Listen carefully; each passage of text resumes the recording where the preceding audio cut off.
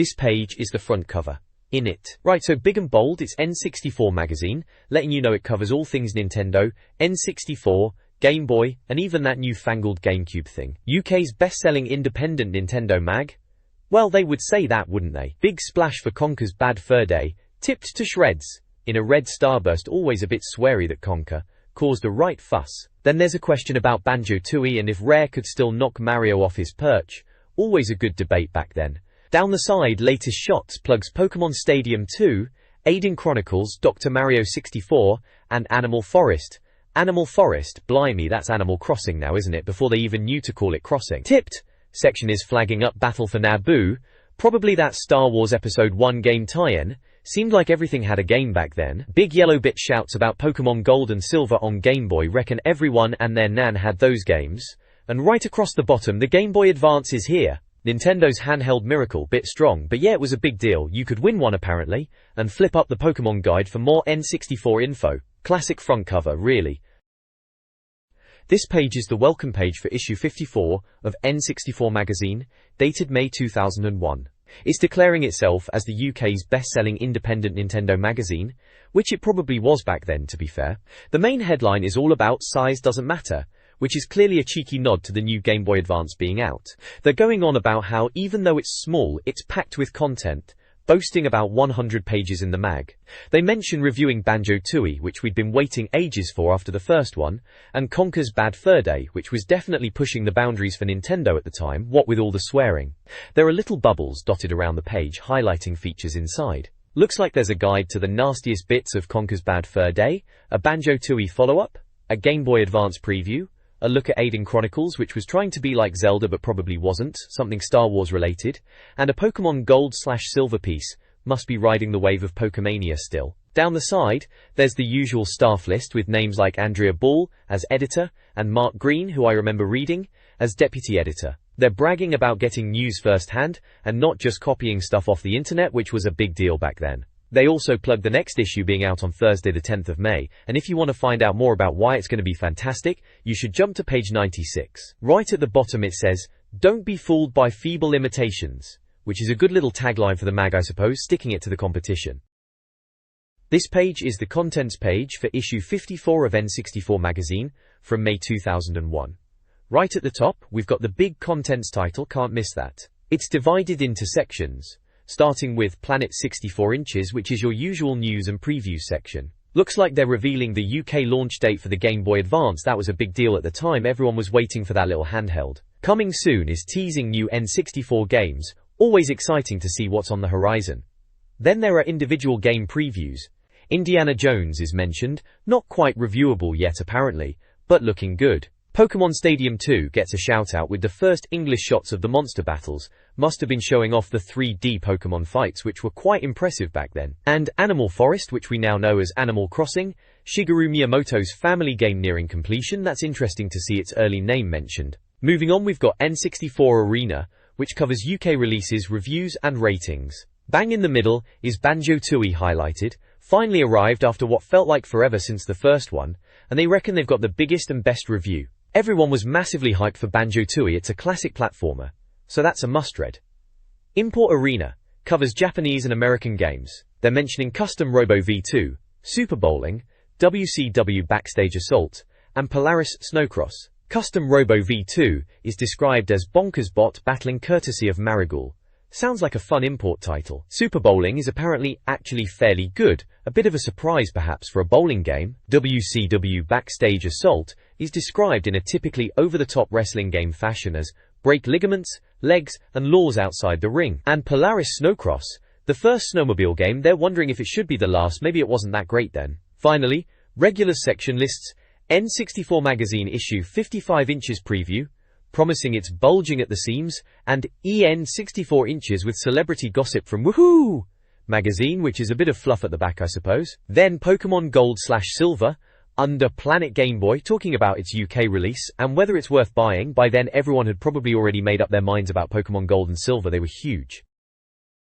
This page is the contents page for what looks like an N64 magazine from back in the day, May 2001 it says at the bottom. Right at the top we've got Future Look, which is promising big new N64 games.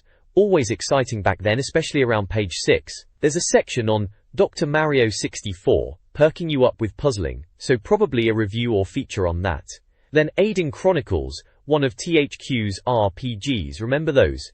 They were trying to get in on the role-playing craze, see how well that one played on page 8. Big shout out to Game Boy Advance, talking about everything you need to know about handheld gaming's next generation. Starting on page 18, that was a big deal. The GBA, proper color screen and all that. Then there's Banjo-Tooie, Rare's Bear and Bird duo finally back in the UK apparently, wondering if it can give Mario a mauling. Classic magazine banter, that, page 40 for that. There's the reader stuff with Club 64 mailbox, sorting out the postbag on page 56. How to, for Conker's Bad Fur Day, showing you how to squirrel away all the cash, page 60. Bit cheeky that game was. Then, Star Wars Episode 1 Battle for Naboo, Reaching for the Stars, page 66. Must have been around the time that game came out, tying with the film and all that. Tips extra for when you are stuck in a game, page 70. Game On, something about old carts given new life, page 74, sounds intriguing. I'm the best, with Twine League and Perfect PD times, page 76 for the competitive lot. Directory, with verdict-packed pages and charts, page 82 for the scores. Subscriptions, to get the magazine to your door, page 94, easier than the shops apparently. And finally, Skill Club Millennium, saying it will be back next issue. Oh yes, that was always a bit of a mysterious section, wasn't it? Yep, that's the page in a nutshell. This page is all about a sneak peek at upcoming N64 games, proper future look stuff. Kicking things off is Dr. Mario 64, and it's apparently substantially less scary than Dr. Kit's, which is a bit of a weird line. Maybe they're having a laugh about something, or it's just typical magazine banter. They've given it a 6 out of 10, which isn't amazing, but not terrible either. There's this info burst section, which is like a spec sheet for the game. Nintendo made it. It's a 128 megabit cart, 1 to 4 players. Controller Park and Expansion Park are a no, Rumble Park is a yes, and no Transfer Park. It was out in America in April, but no dates yet for the UK or Japan, just TBA. Anticipation rating is 3 out of 5 bobbleheads, so people are mildly interested it seems. They are talking about it being a SNES classic revamped, and reckon it's still addictive puzzle action. Apparently in story mode there's these weird wooden characters, which sounds a bit odd for a Dr. Mario game, doesn't it? They say at top speed your eyes might pop out, classic reviewer exaggeration. It's mentioned that it looks simple, but is horribly addictive, which is pretty much Dr. Mario in a nutshell. In it? But yeah. Then there's a quick mention for Aiden Chronicles, given an 8 out of 10, and it's pitched as a Zelda rival, which is a bold claim back then. Everyone was trying to be the Zelda killer it seemed. If you want more on upcoming games, they tell you to check the Coming Soon section on Planet 64, page 16. Looks like they're trying to get people hyped for what's coming up on the N64. This page is a bit of a future look at Dr. Mario 64. They're saying don't be fooled by the SNES-like graphics, apparently it's all about the speed of the gameplay this time around. Wario is still knocking about and causing trouble, naturally. It's got 4-player puzzling action which they reckon is properly frantic, and hidden modes for those who like to hunt around. There's a timer on screen now. About time. That means you can finally set some proper high scores. The playing area is a bit bigger too, which should be handy for when you've got 4 of you all battling it out. They're comparing it to Bust a Move, saying combos will send pain to your mates, which is always good fun. They even mention Bust a Move 3DX and having to get special cables just to play it on your telly. What a faff that was back then. Apparently it's a cheaper game because it's using the old SNES code, which could mean we might see more of these old classics being brought back, who knows. Graphics are pretty much as you remember them, keeping that retro vibe going. They're gonna give the American version a proper review in the next issue. Seems alright for a bit of retro puzzling fun, I suppose. This page is a first look at Aiden Chronicles, a fantasy RPG for the N64, promising to be a long-awaited title from H2O. It's got a proper epic feel about it, wizards on the coast and all that. They're saying it's been a long time coming, and it looks like the traditional RPG us N64 owners have been waiting for. Which at the time, we really were starved of proper role-playing experiences, weren't we? The info burst tells us it's from THQ, a decent publisher, and the cart size is a hefty 128 megabits, which was pretty big for N64 cartridges back then, suggesting a sizable game. 1 player only, which is typical RPG fare. Controller pack and expansion pack are both yes, Rumble pack and transfer pack no, so nothing too fancy there. Release date is now in the US, May in the UK, and TBA for Japan. Anticipation rating is a solid 4 red dots, so they seem quite impressed. The article itself talks about playing as Alaron, an orphan chap in Guernia, trying to unravel some mysterious goings-on and cursed dreams. Sounds like your typical fantasy fair goblins, quests of mercy, and bands of heroes. They mention wandering the battlements of your home castle, chatting to guards and magicians, giving a sense of scope and interaction. Screenshots show off some in-game environments and characters. One is a bloke in a house, saying something about finding the boy. Another shows a landscape with buildings, and another, a character healing in a house. Captions highlight features like choosing who you fight with, vast home exploration, helpful NPCs like a cook, a landscape with homesteads and inhabitants, a woman who heals wounds, and paths to check for items and enemies. Standard RPG stuff really, but on the N64 it was still relatively exciting at the time. They're really pushing the size of the game world and the lifespan, saying it's got so much to explore and will last for ages. They mention night and day elements and their effects on the environment and quests, which was a nice touch for the time, showing off a bit more depth than your average N64 title. Overall, it seems like they're cautiously optimistic about Aiden Chronicles and its potential to be a proper RPG experience on the N64. Let's be honest, we were all hoping for a Zelda-esque RPG at that point, and maybe, just maybe, this was it. This page is all about Aiden Chronicles, labeled as a future look in the N64 magazine. Seems they're previewing this new RPG, which at the time, we were always keen for more of on the N64, wasn't exactly drowning in them. They've got these little boxes dotted around with screenshots and snippets of info. Looks like the castle town of Guernia is supposed to be peaceful, but they reckon the castle itself will take ages to explore. There's a screenshot showing a map, saying you'll need it to navigate. Classic RPG stuff that. Another shot shows someone talking about visions in dreams, and needing to understand them for your quest. Sounds a bit cryptic, doesn't it? Then there's a bit where someone's saying Prince is not exactly amused by your little vacation, so it's got some story bits going on. And good to see a compass in one shot, always helpful in a big game. They're talking about the characters having lunar or solar aspects, affecting their behavior day and night. That's a bit different. Adds a layer of depth, I suppose. Customization is in there.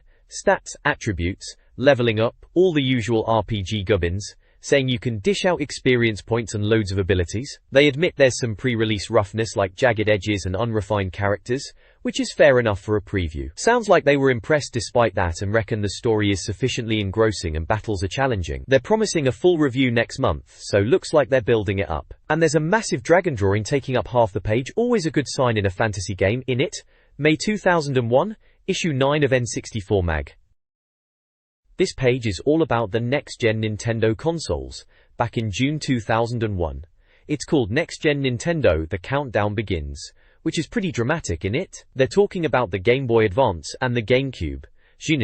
So the big news is the Game Boy Advance is coming out in Japan in June, and they're promising UK release dates soon, straight from Nintendo themselves, the Big N as they call them. Europe, however, is going to have to wait for the GameCube until spring 2002, which is a bit of a downer but not completely unexpected at the time. Apparently some Nintendo bigwig, Atsuo Asada, and David Gozan, who's in charge of sales and marketing, are saying the GameCube is going to revolutionize gaming and add a whole new dimension to gameplay. Bit over the top, as usual, but that's marketing for you. There were rumors of GameCube delays, but Nintendo have said they're basically on track for Japan and the US, with July and October launch dates respectively. They've even sent out invites to the US press for an official unveiling on May 16th. Then there's Shelley Friend, head of PR, saying they'll be making more announcements about the Game Boy Advance at E3, and hinting at price and color info. They're clearly pushing the GBA as a Christmas gift for 2001. Even Hiroshi Yamauchi, the big boss of Nintendo, chimes in about the European market being a bit confusing.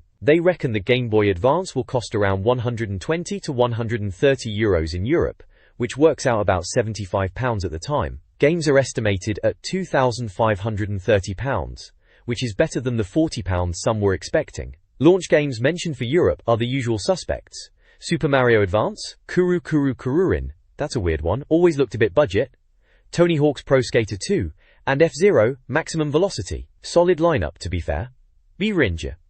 There's a picture of a satisfied customer holding a GBA, and another one of massive queues in Japan for the GBA launch. Looks like they were pretty hyped over there. The article finishes by saying we should be counting down the days until the Game Boy Advance, but maybe not bother counting for the GameCube's UK launch just yet. Fair enough, it was a bit of a wait for the Cube over here. The next page kicks off with a shortcuts section, bit of news in brief really. First up, they're banging on about a soundtrack CD for Custom Robo. Some Japanese developer called Noise has done it with Nintendo. Apparently, it's costing about £18 in dog years, whatever that means. Sounds a bit niche, even for us, N64 diehards. Then there's some predictable hand-wringing about piracy, two separate bits actually. Nintendo's going after some website and Yahoo over online piracy, probably kids nicking ROMs. And some American student got nicked for posting dodgy ROMs of NES, SNES, and Game Boy games online. They're threatening him with a massive fine, $250,000, or even porridge. Good, serves him right, innit? They also mention a Street Fighter EX soundtrack CD, apparently rare as rocking horse poo. No. Moving on to the main articles, first one is Nintendo Show UK. Seems Nintendo are having their own show in the UK in September, instead of bothering with the ECTS, saying the ECTS venue isn't big enough for their world domination plans. Bit dramatic, aren't they? It's going to be like their Tokyo Space World show, and it's on for 2 days, 1st and 2nd of September. They reckon we'll get a good look at the GameCube there. Then there's a GameCube roundup piece. Loads of chat about the new console, naturally. Sega's Sonic team are being cheeky, hinting Sonic might appear on the GameCube alongside their Sega RPG. Bit cheeky, aren't they?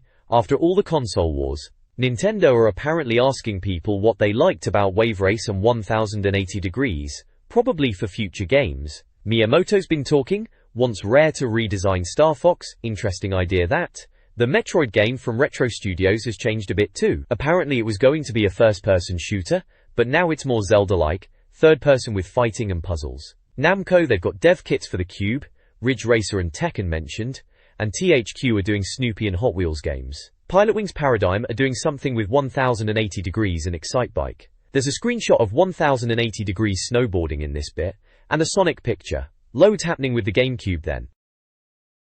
This page features a couple of interesting snippets. Firstly, there's a piece about Conker's Bad Fur Day. Rare had a bit of a do at Planet Hollywood to show off the game to the press in Leicester Square. Apparently they were showing off the cinematic filth in Soho, which sounds about right for Conker. They even mention that the bloke who does Conker's voice looks a bit like the squirrel himself, but thankfully not like the Great Mighty Pooh. They handed out goodie bags with Conker stuff and posed a question to win even more gear.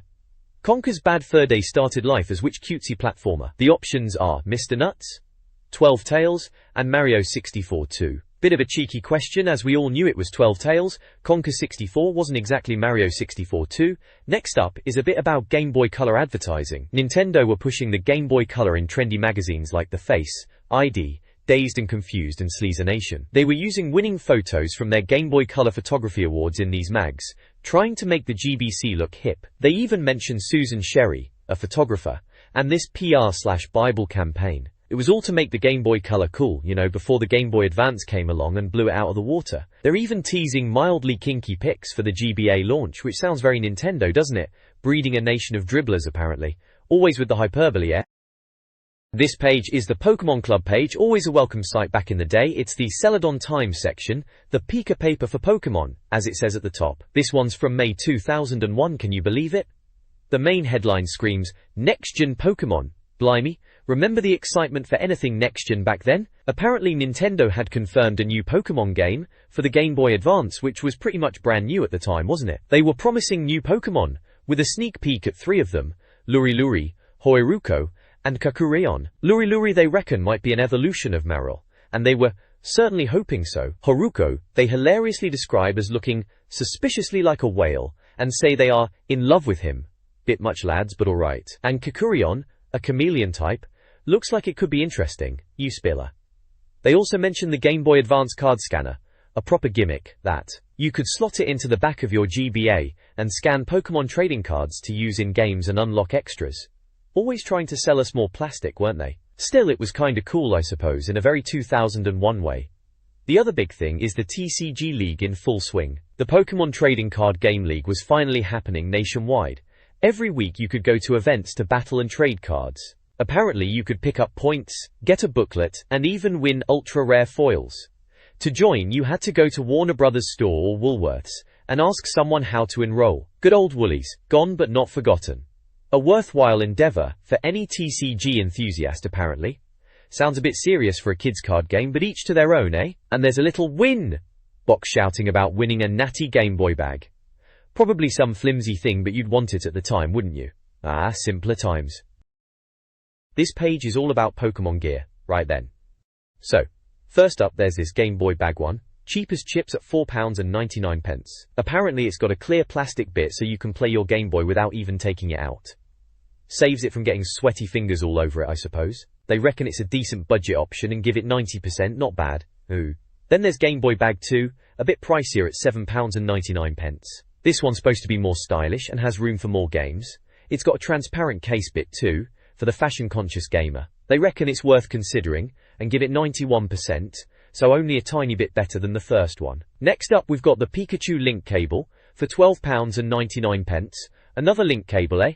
Always needed those back in the day for trading Pokemon, didn't you? This one's got little Pikachu heads on it, which is a bit of alright, I suppose. They make a point about keeping your distance from your mate's noxious odors while linking up, which is a charming thought. Gets a 71%, maybe a bit pricey for a link cable. At. Then there's the Pokemon TCG packs, Wizards of the Coast ones, for £8.99. Neo Genesis starter and booster packs, they're banging on about how they've finally arrived. These are the gold and silver cards, so the new Pokemon and all that. They're saying there's good evolution cards and artwork, and they mention Cold Fusion and Hotfoot starter packs. Gets 82%, so they must be decent cards then. Northed? Lastly, Game Boy bag 3, price is TBC minus to be confirmed, for those not in the know. This one's pitched as a bit more posh, a luxury item. They reckon it was mistaken for a camera bag, and it's got adjustable compartments for transfer packs and all that. 92% rating, so it must be pretty good if you're feeling flush. And there's a competition to win a fishnet bag. Sounds a bit naff if you ask me. Question is, which Pokemon might you reasonably expect to find floating around in a bowl of spaghetti?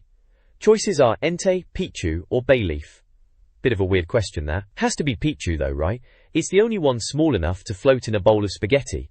Unless they're going for something properly left field. You had to send your answer on a postcard to some address in Bath before May 22, 2000. Good luck with that if anyone's reading this in time. This page is all about winning some bits and bobs for your Game Boy or Game Boy Color from a company called Game Master. Looks like they're giving away over 70 prizes, which is quite generous, isn't it? They've got things like a folding light magnifier, sounds a bit daft, but I suppose if your eyesight's going, you might need to magnify that tiny Game Boy screen. Then there's a tri-format link lead essential, if you actually had mates to link up with for a bit of multiplayer Pokemon. Back in the day. Spotlight is on offer too, because the original Game Boy screen was about as bright as a badger's bum in the dark, so anything to help you see what you were doing was a bonus. They are also chucking in a Game Boy wallet and a Game Boy hardcase to keep your bricks safe. To win any of this amazing gear, you've got to answer a question about how many new Capcom games are featured in this month's Planet Game Boy section. The options are 3, 5 or 12. Bit of a random question, isn't it? You have to circle the right answer and send it in with your details. Right, proper old school competition this. This page is all about what's coming soon for the N64, focusing on Indiana Jones and the Infernal Machine. Right at the top it says Planet 64 is updating us on the future N64 games, which is always exciting back in the day.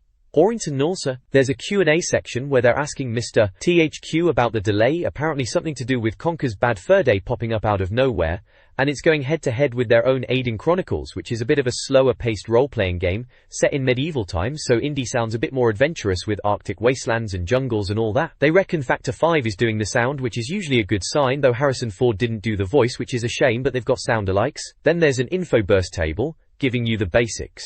It's from THQ. A 128 megabit cart size, single player, no controller pack needed, but it uses the expansion pack and rumble pack, so it's trying to be a bit fancy. Release dates are May in the UK, out now in the US, and TBA for Japan. Anticipation rating is 4 out of 5 bobbles, so they're quite keen. Kowakyu. Scattered around are some screenshots with captions. One says the B button is context sensitive, doing its thing, whatever that means. Another one mentions Indy's run being a bit camp, which is a bit cheeky. There's a comment about a chap who looks friendly, maybe an arch nemesis, and another one praising the Zelda-style lock-on for shooting, making it dead easy. They also mention Factor 5, doing good weather effects, and something about rope swings. In the main text, they're saying they promised a review but things got a bit delayed, which is magazine life for you. They reckon it's shaping up nicely, comparing it to Tomb Raider and Zelda, which were the big action-adventure games at the time. They're saying it's less about Lara Croft's chest size, and more about puzzles and shooting rabid animals, which sounds like indie alright. Zelda-style controls are a treat apparently, so overall, they seem pretty positive about it, and looking forward to reviewing it next month. This page showcases previews for Pokémon Stadium Gold/Silver and Animal Forest. Starting with Pokémon Stadium Gold/Silver, it's being touted as top-notch pokeplay with great graphics from respected developers, which back then you expected from Nintendo. They are saying it's coming out soon in Australia, maybe even before the UK release. Cheeky sods. The preview mentions a My Room feature, inspired by a Beach Boys song apparently, which is a bit random. They also mention updated minigames like Run, Ratata, Run and Tops. The reviewer seems to think it's best for the Pokemaniacs out there, especially those without a Game Boy Pokemon game, which feels a bit gatekeepy if you ask me. There's a little Q&A section talking about minigames being more enjoyable than before, and a four-way air hockey game with Mr. Mime, which sounds a bit daft but probably fun after a few pints. Moving on to Animal Forest, which we now know as Animal Crossing, they call it a wild thing and say, I think I love you. A bit strong for a preview, eh? It's described as a game where your lifestyle choices matter, whether you're diligent or frivolous. They mention NES games being playable inside, listing Donkey Kong and Balloon Fight as examples, which was a neat touch at the time, showing off Nintendo's history. The reviewer seems really excited, calling it a potential watershed for gaming, and something that will bring families together. Quite the claim. They're definitely hyped for this one, looking forward to the import copy in March. They even ask if it's the dawn of a new age of gaming. Bit dramatic, but it did turn out to be rather popular, didn't it? This page is all about the Game Boy Advance. Blimey, remember the hype for that? It's a special investigation apparently. Bit dramatic for a handheld, even if it was a revolutionary bit of kit back then. They're talking about advertising for the GBA, saying Nintendo's already got teleads sorted for most of the launch games, except for poor old Napoleon, which seems to have been left out in the cold. They reckon the ads are aimed at younger players, and mention F-Zero Maximum Velocity, saying it's got a very excited teenager in its ad, which is a bit of a funny way to describe it. There's a picture of someone playing the GBA on a train or bus, you know, how you would. And they even say, crisp, eh? Just imagine it, these could be your hands. A bit cheesy marketing speak, but I suppose it worked on some. There are screenshots on the page, one clearly showing what looks like a Mario game, perhaps a new Mario Advance title, with Bowser Jr. in his clown car thing. And another screenshot seems to be Bomberman, or something very similar, classic stuff. They're banging on about how the GBA is streets ahead of anything portable gaming had seen before, which to be fair, it was at the time. They also make a point about it being a controller for the GameCube, which was a neat idea, though I don't remember using it much myself. They sum it up as SNES quality entertainment in the palm of your hand, which is spot on really, good way to put it. Revolution in handheld gaming they call it, and they weren't far wrong there. This page is all about the Game Boy Advance, or GBA as we all called it back then, and it's titled Advance. It's looking at what games are coming to the handheld. First up, Konami are bringing Castlevania, a new one of those vampire-slaying platformers, always good for a bit of gothic action on the go. They're also doing ISS 2000, which is International Superstar Soccer, and apparently some football RPG called J-League Pocket, and a golf game, Golf Master. The reviewer seems to think the ISS and golf games are decent quality. Nicely put. Then there's Namco with Klonoa, described as a cutesy platformer, and they reckon it will be a challenge to Rayman on the GBA. Platforming ahoy, they say. Nintendo themselves have a big section, mentioning Tactics Ogre for the strategy RPG fans, and something called Magical Vacation from Brownie Brown, which is a communication-type cooperative action RPG. Blimey, mouthful and a half? Then Fire Emblem, Maiden of the Dark retelling Secret of Mana, and Napoleon, a strategy game. And apparently, Mario Kart Advance is so good some people think it's even better than the N64 version. Bit of a bold claim that, we'll see about that. Hudson are bringing Bomberman Story, and it's got 4-player, which they're hoping will be a return to form.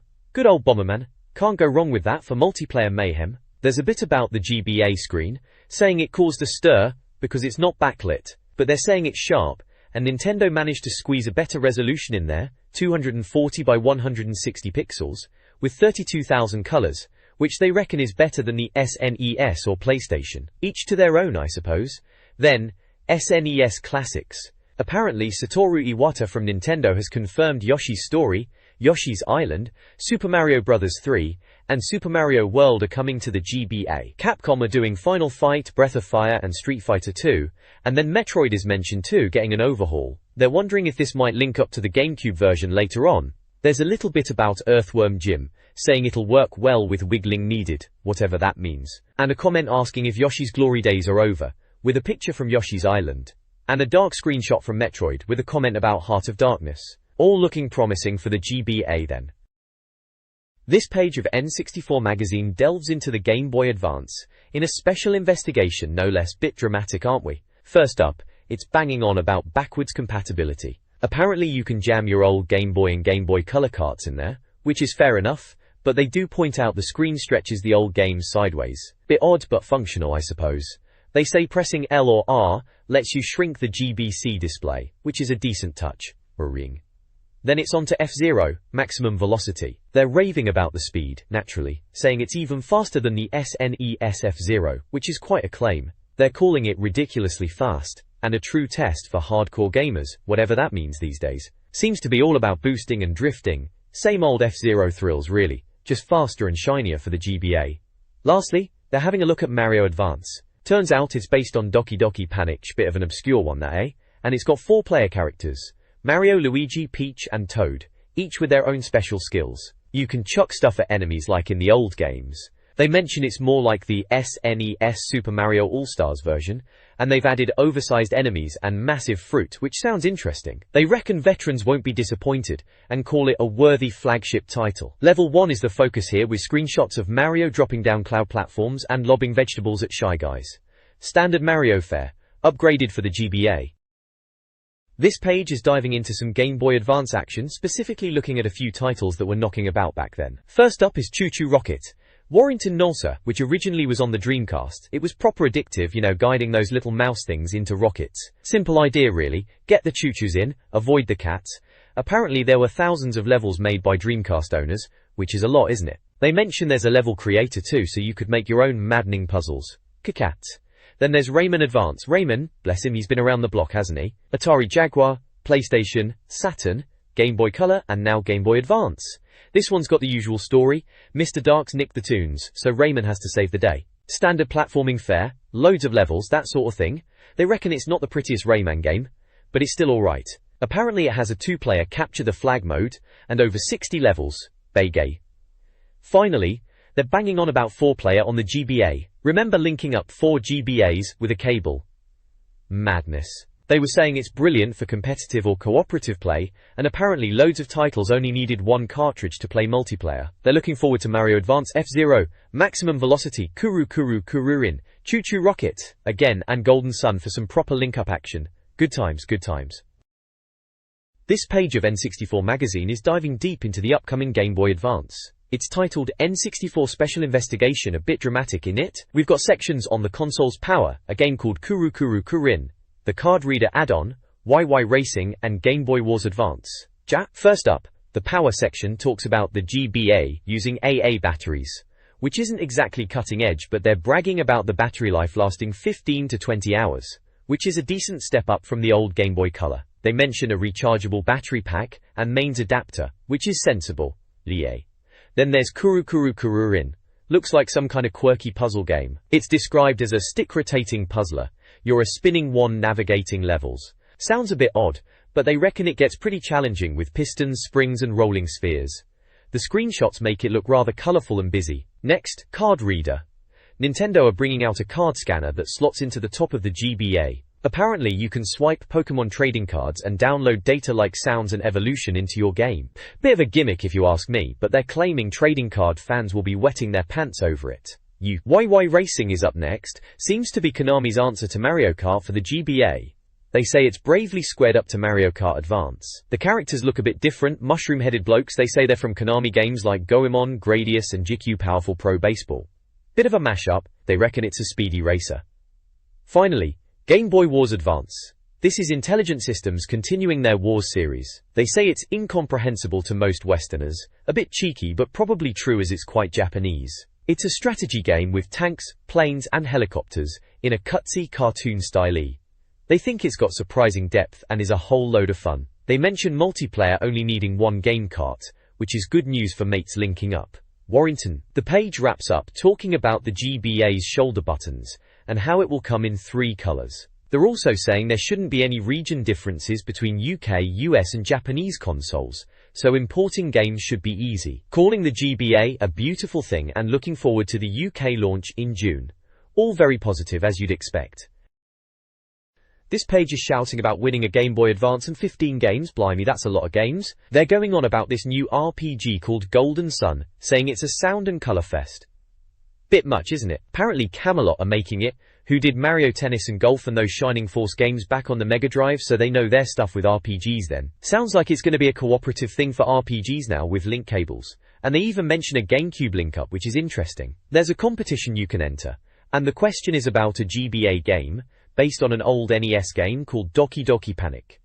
Right then, Doki. The prizes are a GBA and then you get all these games with it. Super Mario Advance, F-Zero Rocket, Rayman, Tony Hawk's Pitfall and Fortress, Ready to Rumble Round 2, Top Gear GT, Tweety and Sylvester, Army Men, High Heat Baseball, Dodgeball Advance, Fire Pro Wrestling, Choo Choo Rocket, Tespi, and Iridium. That's a proper mix of games to get you started on the GBA, racing, platforming, fighting, all sorts. There's pictures of some of the games like Golden Sun and Tony Hawk's, and what looks like a crazy colourful puzzle game, maybe Choo Choo Rocket. To enter you have to fill in this form, and post it off. Remember doing that. Good luck if you tried back in 2001, I suppose. This page, right, is the front cover for the Game Boy Planet magazine, issue 29. Dated May 2001. Big news back then was Pokemon Gold and Silver, as you can see plastered across the whole page. The GB's finest gets bigger and better than ever. They were really pushing those games, and rightly so, they were pretty massive. You've got Lugia and Hu looming large on the page. Those legendary Pokemon were quite the draw. Dragain. Up in the corner it mentions reviews for Zelda GBC, so probably Oracle of Seasons or Ages if I remember right, and Toy Story Racer, both getting page mentions. Toy Story Racer, eh?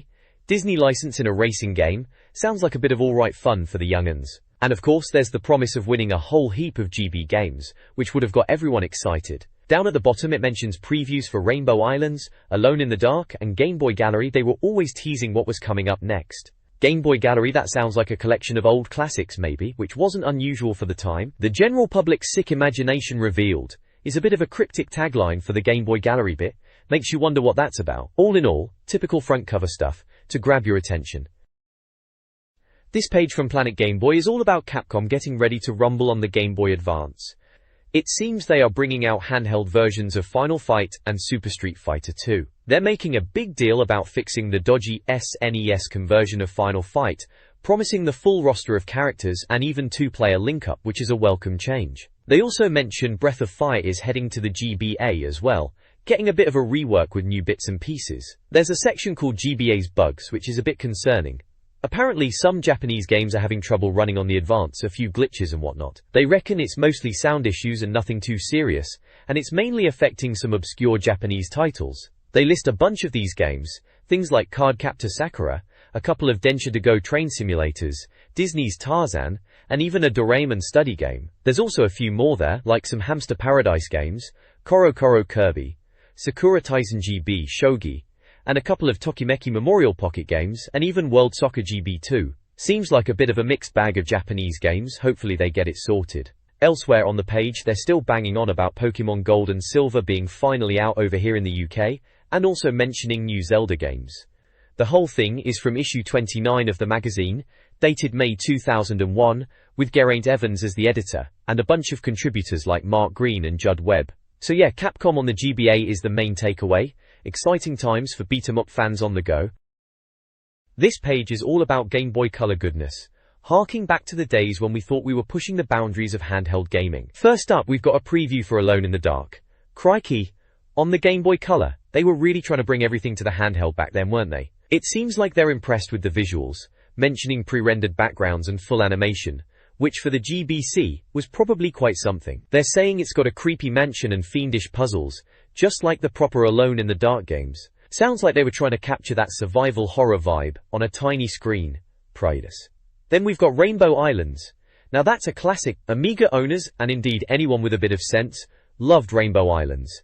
It's one of those games that's just pure, addictive fun. Apparently this Game Boy Color version is vertically scrolling, just like the original arcade and Amiga versions, and it's still about using rainbows to defeat enemies and climb upwards. They mention Bubble Bobble and Pang in the same breath, so they're clearly putting it up there with the greats. It sounds like even with the Game Boy screen limitations, they're hoping it'll still be a good version. Can't blame them for being excited. Rainbow Islands is proper good. Whoa. Finally, there's a competition to win some games from Dattel and TDK. 5 copies of the Berenstain Bears. Extreme Sports are up for grabs, which sounds, well, it sounds like a kid's game, let's be honest. But then there are also 6 boxes of double packs, each containing 2 games from Dattel's budget range. They list ATV Racing, Karate Joe, Pocket Smash Out, Full Time, and Space Invasion. These are your typical budget titles, weren't they? Probably decent enough for a bit of portable fun if you didn't want to spend too much of your pocket money. The question for the competition is, where do the Berenstain Bears originally come from? With options of Finland, America or Chile. Answers need to be in by Tuesday, the 22nd of May. Good luck to anyone who entered back then, eh? This page is the review section, and it's having a look at Pokemon Gold and Silver on the Game Boy. Remember all the fuss when Pokemon first landed here? Loads of people thought it was just a fad for kids. Remember the "it'll never last" brigade? Well, they were properly wrong, weren't they? It was massive and still is. Even back then it was selling like hotcakes. This article is talking about how the original red, blue and yellow was still shifting 250,000 copies a week in Europe alone. Mental, isn't it? And now, Gold and Silver are finally out.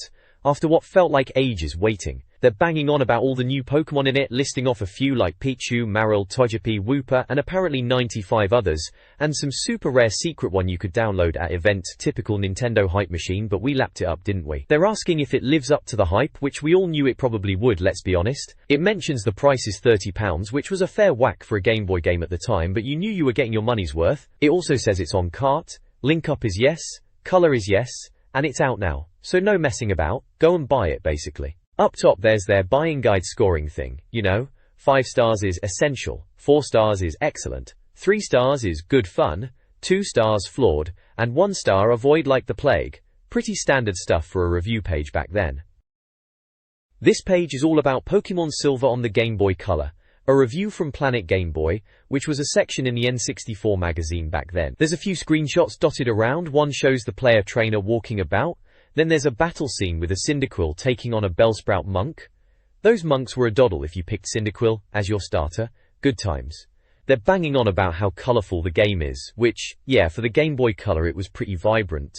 Then there's a section called Missing in Action, showing a bunch of Pokemon from the original Red and Blue games that didn't make the cut for Gold and Silver. They're talking about how you couldn't get the original starters like Bulbasaur, Charmander and Squirtle in Silver without trading, or the fossil Pokemon like Kabuto and Omni-Kate, or even the legendary birds or Mewtwo. You had to trade from the older games to get them, unless it was Mew or Celebi, which were event Pokemon you had to download at special Nintendo events. It's just a reminder of how much trading was pushed back then to catch them all, you know? Good old days of link cables. This page is a review section in Planet Game Boy focusing on Pokemon Gold and Silver. It's titled New World Order. Pretty dramatic for a Game Boy game, isn't it? The review is broken down into sections highlighting different aspects of the game. Home Sweet Home talks about the very beginning, choosing your starter Pokemon, fire, water or grass type, and visiting Professor Elm. Standard Pokemon fare really. Then there's Legendary Dogs, which covers the roaming legendary Pokemon, Raikou, Entei and Suicune, and mentions how Suicune is a pain to catch, which is certainly true. Those things were always buggering off. Park Life mentions the diversity of locations and how the game's internal clock affects things, like rare Pokemon and competitions. Remember having to set the time for that? A bit of a novelty at the time. Mysterious Ruins is about the ancient ruins with rare Pokemon, specifically Unown, those little alphabet fellas. Big Smoke makes a point about the size of the cities in Johto being bigger than in the Red and Blue games, naming Celadon and Fuchsia cities from the originals as comparison. Everything felt bigger back then anyway, didn't it? Slowpoke Savior reminds us of the whole Team Rocket debacle at the Slowpoke. Well, cutting off Slowpoke tails. A bit grim for Pokemon, but there you go. Sick as a Poke covers the bit where the gym leader is missing because her Pokemon are ill, and you have to get medicine to progress and get your badge. Little side quest there. Finally, Creepy Caverns is about the caves dotted around the island, full of rare Pokemon, trainers, and secret areas. Caves in Pokemon games, always a bit of a maze, weren't they? Overall, it's a pretty positive look at Gold and Silver, highlighting the new features and areas to explore in the new games. Can't say I disagree, they were pretty good Pokemon games back then. This page in Planet Game Boy is doing a little review of Pokemon Gold and Silver. It's called it Fright Night, which is a bit dramatic, but it's all about how the time of day actually matters in the game now. They're talking about nocturnal Pokemon like Hoot Hoot, which you can only catch at night. Apparently some shops are only open at certain times too, and you meet different people who give you rare stuff if you're out late. There are some screenshots showing a night scene in the game, and some dialogue boxes with folks needing help. It's pretty cool how they've made the world feel more alive with the time thing. Wasn't expecting that on the old Game Boy. Then they've got a bit about this Pika Presents thing, which is about the Pokemon Pikachu GS. Remember those Tamagotchi things? It's like that, but Pokemon themed. You can zap it with your Game Boy using infrared to get mystery gifts in gold and silver. Rare candy, they're saying, which is always welcome. Looks a bit like a yellow brick, mind you, not exactly cutting-edge design. Chishy! Finally, there's a cool kit section, talking about all the new gadgets in gold and silver. They've revamped the Pokédex. It can hold 251 Pokemon now, which is every single one at the time. And there's a phone, so your mum can nag you even in the game, and Professor Elm will keep calling too. Apparently you get info about Pokemon eggs on it. Then there's a radio, which is a bit random, but you can win lotteries, listen to Pokemon tunes, and hear DJ Ben. Sounds like a bit of a laugh. And lastly, they mention the backpack, which is just a bigger inventory really, for all your HMs and bits and bobs. It's showing a key items menu, with things like basement key, card key, and rainbow wing. All the essentials for a proper Pokemon adventure, in it. This page seems to be a review for Pokemon Gold and Silver on the Game Boy from back in the day. It's titled, Blink and You'll Miss M, which is about those really rare Pokemon that are a pain to find and catch, you know the type. They mention Sudowoodo, that tree wannabe Pokemon who blocks your path, and how you need special water to get him to move and battle you. Bit of a faff, but that's Pokemon for you. BPS. They're also talking about the legendary dogs, Raikou, Entei and Suicune, saying they're hard to catch. Raikou's shown with its thunder attack, looking pretty cool in that pixelated way. There's also Lugia there, using Aeroblast, another strong-looking beast. Gurja. The review mentions Togepi, and suggests taking the Pokemon egg if you want a lovable Togepi. Right, who wouldn't want Togepi? It also talks about the graphics being better than previous versions, and using Surf to get around on a red Lapras. That's a nice touch, made getting around a bit more interesting. They also mention Celebi, saying you need to download him from special events, typical Nintendo, making you jump through hoops to get the really good stuff. The review bangs on about how engrossing Gold and Silver are, with more monsters, attacks, and a bigger world than Red and Blue. They even mention the real-time clock being innovative, and how you use your mobile phone to get info about events in the game. Fancy that, using your phone for games back then. Overall, it sounds like they were pretty impressed with Pokemon Gold and Silver, reckons it's hard to tear yourself away from the screen. Fair enough, it was quite addictive at the time if you were into that sort of thing. Probably got everyone hooked again after the first Pokemon craze. This page is from the review section of Planet, and it's all about Pokemon Gold and Silver for the Game Boy. Right there in the middle you've got a massive picture of Entei, one of those legendary beasts from the game, looking all majestic and fiery. Feka. The main bit on this page is titled, Getting Jiggly with It. A bit of a silly pun that, in it. It's a guide on how to breed Pokemon, using Jigglypuff as the example. They've broken it down into 4 simple steps. First you need a boy and girl Pokemon, of the same type obviously. Then you pop along to the old couple who run the Pokemon daycare. They're the breeders, leave your Pokemon with them and wait for them to give you a bell. Finally, go back and pick up your egg, then just wait for the little critter to hatch. Simple as that. Pills. There's a little box with Jigglypuff's details, you know, its height and weight and all that. It mentions its singing and lullabies, and how that ties into its abilities in battle. Underneath that, they're saying how you'll be constantly going back to different towns, not just for gyms but for trading, battling, and now breeding. Apparently this stops Gold and Silver from feeling too samey, which is fair enough. They did pack loads into these games. The lifespan bit is banging on about how the real-time clock and hidden items make the game much better than the old Red and Blue. They're saying Nintendo really sorted out all the little niggles from the first games, and breathed new life into the whole thing. Bit strong to call it perfection, but they were definitely good games, I'll give them that. They're properly raving about Gold and Silver here, calling them essential, and a tour de force for handheld gaming. Bit over the top, but you know what magazines were like back then, always exaggerating. Warranture. Down in the corner, there's a Game Boy screenshot of a battle. Looks like Cyndaquil is up against a Bellsprout and it says, it's super effective. Always satisfying to see that. And next to that, there are pictures of Pokemon eggs, which ties into the breeding guide at the top. So yeah, a good old page dedicated to Pokemon Gold and Silver, back in May 2001 according to the bottom there, when the Game Boy Color was still king. This page is a double game review spread, proper classic stuff from back in the day. First up we have Toy Story Racer, on the Game Boy Color from Activision, going for £25. They were keen to point out it was on-cart link-up, no color, and only out now handy info back then. They gave it a solid 78%. The reviewer kicks off by slagging off another Disney racing game, Magical Racing Tour, calling it an utter shambles, harsh, but then they're pleasantly surprised by Toy Story Racer, saying it's actually magical. They mention the chunky graphics looking bland in screenshots, but in motion, it's supposedly amazing thanks to some pseudo 3D engine trickery. Tracks are set around Andy's house, with names like Bedroom Bash, which sounds about right for a Toy Story game. Apparently there are loads of bonus items and kart scuppering bits on track. Mr. Potato Head gets a shout out as their favorite racer. Overall they seem pretty impressed, calling it slick, addictive, and deserving of your hard-earned cash. Then just below we've got the Dukes of Hazzard, also on Game Boy Color from Ubisoft, again £25 and same deal with the on-cart link-up, and no color. Slightly lower score at 76%, but still decent. This one's based on the classic TV show of course, Bo and Luke Duke driving the General Lee. They say the handling is terrific. It's an isometric racer, and they reckon it's like a Game Boy Color version of Tokyo Driver, which is a bold claim. They reckon it captures the feel of the TV series with crazy stunt driving, police chases, and races around various locations. They mention handbrake turns and jumping bridges, proper Duke style. The storyline is described as amusing, maybe unintentionally, and there are loads of extras to unlock. They even mention villains nicking Uncle Jesse's pickup and having to ram them. The stills between levels stay true to the TV series apparently, and there's quite a lot of space to burn around in each level. Another solid review, they're calling it highly recommended, and a game that will thoroughly entertain you from start to finish. So both these Game Boy Color racers got a thumbs up, not bad for tying games back in the day. This page is a review of the import versions of Zelda, Oracle of Ages, and Zelda Oracle of Seasons for the Game Boy. It's got a big import review banner slapped across it and the heading screams Zelda Oracle of Ages/Seasons.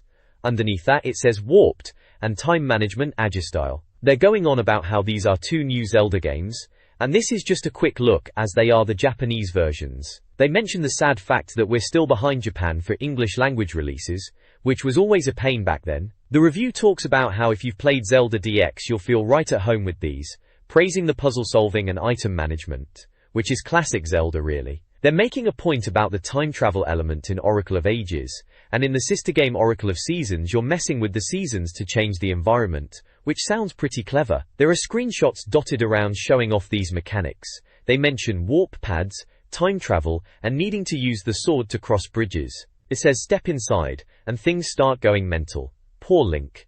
Next to one screenshot, and now you can frolic in the new timeline, next to another, which is a bit dramatic. They're also talking about the link-up between the two games via passwords to unlock extra bits, which was a neat idea at the time, extending the gameplay. They give it a 5-star rating at the end, calling it a AAA title. Overall, it's a glowing preview, and making me want to get my hands on these when they eventually come out in English. Typical, get us all hyped up for games we can't properly understand yet. Still, it's Zelda, so you know it's going to be decent.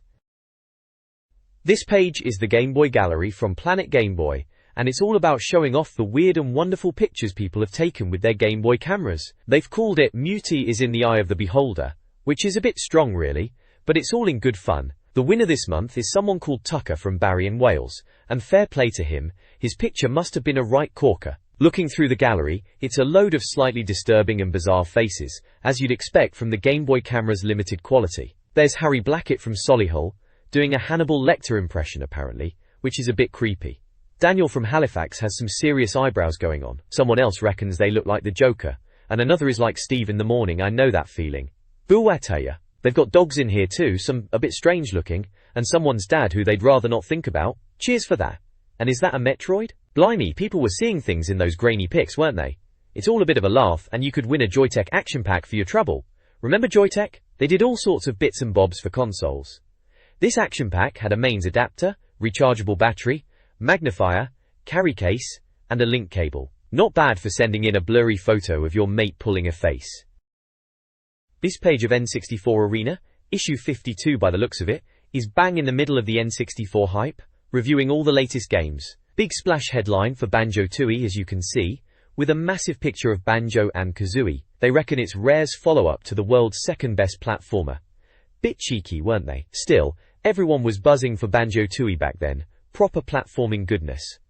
Then there's a bit for Import Arena, reminding you to check out games from America and Japan, as you did back then to see what was coming over here. Below that, Custom Robo V2 is getting some love. Tagline says, "Enough Robot Wars to make Craig Charles give up the day job." Haha, bit of Robot Wars reference. Seemed like every game had robots battling at one point. War. Next up is Super Bowling. 10-pin bowling on the N64. Well, why not, eh? Rack 'em up, they say. Can't say I remember that one being a classic. Told War. Then there's WCW Backstage Assault, the wrestling game. Smack! EA bring us wrestling minus the ring. Ouch. Yeah, backstage wrestling. Sounds a bit rough and ready if you ask me, but they seem to think it was alright at the time. Finally, Polaris Snowcross. The N64's only snowmobiling game. Will it be all white? Alright, a bit of a nudge wink there. Snowmobiling game, well, each to their own I suppose. Hein. And there are page numbers dotted about so you know where to jump to for the full reviews. Page 40 for Banjo, 48 for Custom Robo, 50 for Bowling, 51 for WCW, and 52 for Snowcross. Sorted. This page from the magazine is all about how they actually review the N64 games here at N64 Magazine. It's titled, Reviewed, Rated, and Completed, which is a bit dramatic, but they're laying out their process. First off, there's an info burst for a game called Metroid 64. Now, I don't recall a Metroid 64 ever being released. Maybe they were speculating, or this was an early title that never materialized for the N64, and ended up on the GameCube as Metroid Prime later down the line, who knows. Anyway, the info says it's from Nintendo, a massive 256 megabit cart, which was pretty big back then. It's 14 players, uses the controller pack length for saves, but no rumble or expansion pack length support, which is a bit odd if it was a big title. Release dates are down as April in the US, May here in the UK, and ages away in November for Japan, and it's priced at £40, the standard price for a new N64 game at the time. They also mention it's passport compatible, which was crucial for importing games from the US or Japan if you couldn't wait. Then they break down their review categories, pluses and minuses, if you like this, visuals, sounds, mastery, lifespan, and verdict. The if you like this section mentions Mickey Mouse 64 inches from Rare, which sounds like a bit of a joke suggestion, comparing it to GoldenEye, Turok 2, or Quake 2, quite the range there. They've given Mickey Mouse 64 inches a score of 96% and call it an amazing Mario-beating Mickey Mouseathon. Seems a bit sarcastic, that to me. They've also put example scores for Mickey Mouse 64 inches as 9 for visuals, 8 for sounds and mastery, and 7 for lifespan. Next up is how N64 scores a game, explaining their percentage system from 85% and above for a star game badge all the way down to 0% for absolute wretched crud. Each score range has a color-coded circle and a brief description of what kind of game gets that score. Makes it nice and easy to understand. Finally, there's a fun section called Team 64 on Holes, which is on holiday shortened, with photos of the team dressed up as animals using office junk. Typical magazine madness. It's all to honor the release of Banjo-Tooie, as Steve Jalim mentions it in his bit. The Game of the Month picks are listed under each team member's photo. They've gone for Sunbathing 64, Polaris Snowcross, twice, for both Judd Webb and Alan Madrell, Super Bowling, Custom Robo V2, again twice for Dark Mark and Geraint Evans, Super Mario 64, and Banjo-Tooie. Bit of a mixed bag there, some real games and some joke titles. Good bit of fun to finish the page off. This page is all about Banjo-Tooie, Rare's follow-up to Banjo-Kazooie. It's an info burst style piece, giving you the details you need to know. In the info box, it states it's from Rare and Nintendo, a 256 megabit cart, for 1 to 4 players, but controller pack, password save, expansion pack, and rumble pack are all out, marked with a red cross. Cartridge save and transfer pack are in, ticked with a green tick. It was out now, in the US, UK and Japan, priced at £45. A hefty price back then, mind you. The main article talks about the game being delayed, but finally arriving. Apparently Banjo-Tooie is supposed to be even better looking than Donkey Kong 64, which was already a visual feast. They reckon it's a proper tough platformer, and that Rares are aiming to knock Mario off his perch with this one. Even after Donkey Kong 64, they're calling it a gorgeous game with astonishing sounds and tearfully tricky play. They even mentioned Pterodactyl Land being a looker, and that there are loads of nods to other Rare games in there. Sounds like they were pretty impressed, and rightly so. Banjo-Tooie was a big deal back then. This page is all about Banjo-Tooie, Rare's massive sequel to Banjo-Kazooie, and it's laid out as a how it works guide. It breaks down the game into 4 key points. First up, it talks about Note-TS, those golden music notes, which Jamjars the Mole uses to teach you new moves.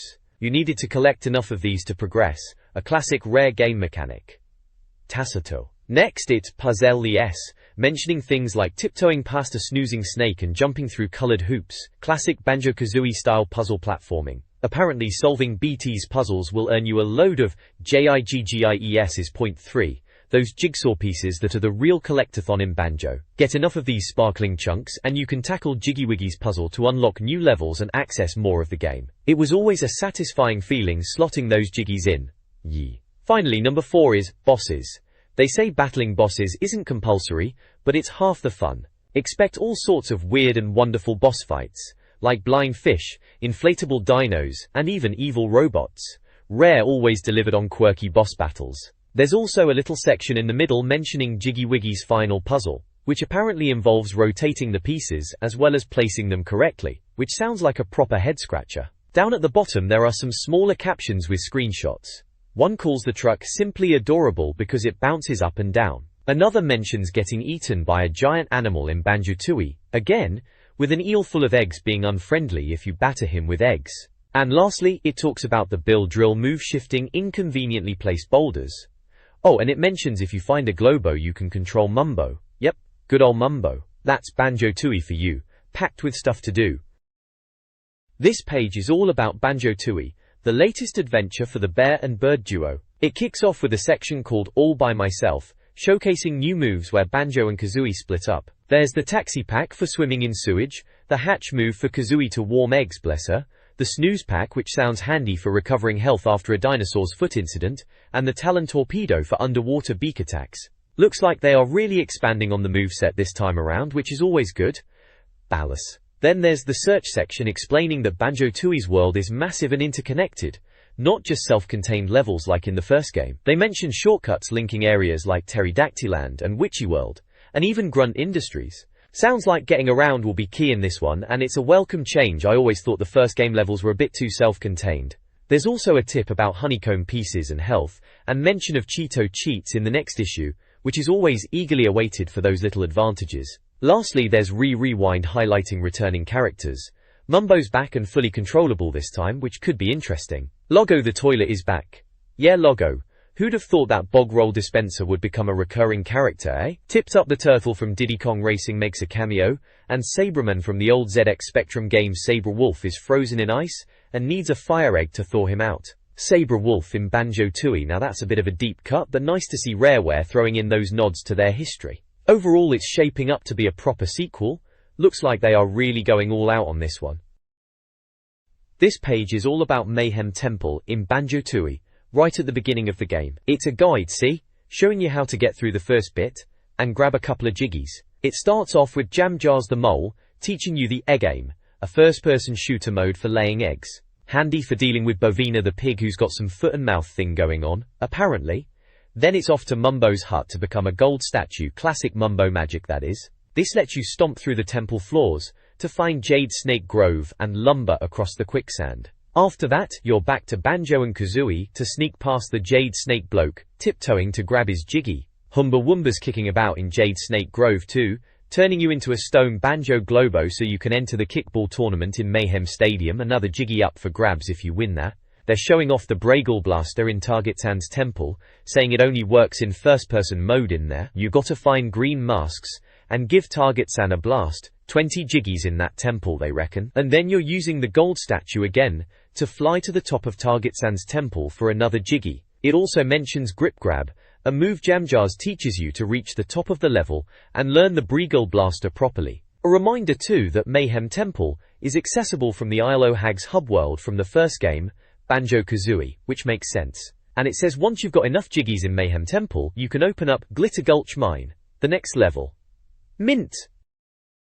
This page is from N64 Magazine, looks like we're in the arena section. It's all about Banjo-Tooie and Isle o' Hags. There's a bit called Ooh Stick You, which is classic Kazooie sarcasm. They're quoting some of her put-downs. Proper Anne Robinson-style wit, they reckon. Then there's a hidden links section, suggesting there were secrets between Banjo-Kazooie and Tooie, involving colored eggs and the ice key. Apparently, using the ice key can turn Kazooie into a dragon, which sounds mental, she say. Then they're going through Isle o' Hags levels. Witchy World is described as a dark theme park with bumper cars and bouncy castles. A test-your-strength machine. Very grim northern seaside sort of vibe. Jolly Rogers Lagoon is the water level, naturally, with underwater cities and ships.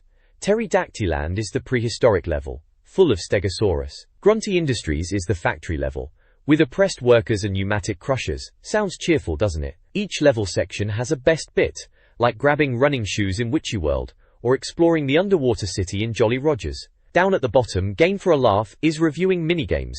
Hoop Hurry, Trash Can Germs Sub-Challenge, and Mayan Kickball. Hoop Hurry sounds simple, jumping through hoops, but the view is a bit fiddly apparently. Trash Can Germs is like wiping out germs with Dettol. Classic. Sub-Challenge is shooting mines. Straightforward enough. Mayan Kickball is about grabbing balls and dumping them in your net. Simple really. Each minigame has a score to beat, so you know what you're aiming for. Standard minigame fare really. Good for a laugh, as they say. This page is all about Banjo-Tooie in the N64 Arena section. It's focusing on Mumba's transformations, which are a right laugh. Remember that witch doctor bloke, Mumba? Well, he's back and still turning you into daft things. They're showing off a few of them. The plunger, which sounds as useful as a chocolate teapot, but apparently you can lay mines with it. And the submarine for some Jolly Rogers Lagoon underwater action, complete with torpedoes. Then there's the snowball, which is a bit of a mixed bag. Apparently you get energy but get too big and you can't fit through gaps. Finally, there's the bee, letting you have a buzz around the click-clock wood level.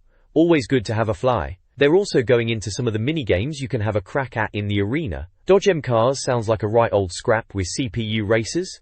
Balloon bursting, where you have to pop balloons.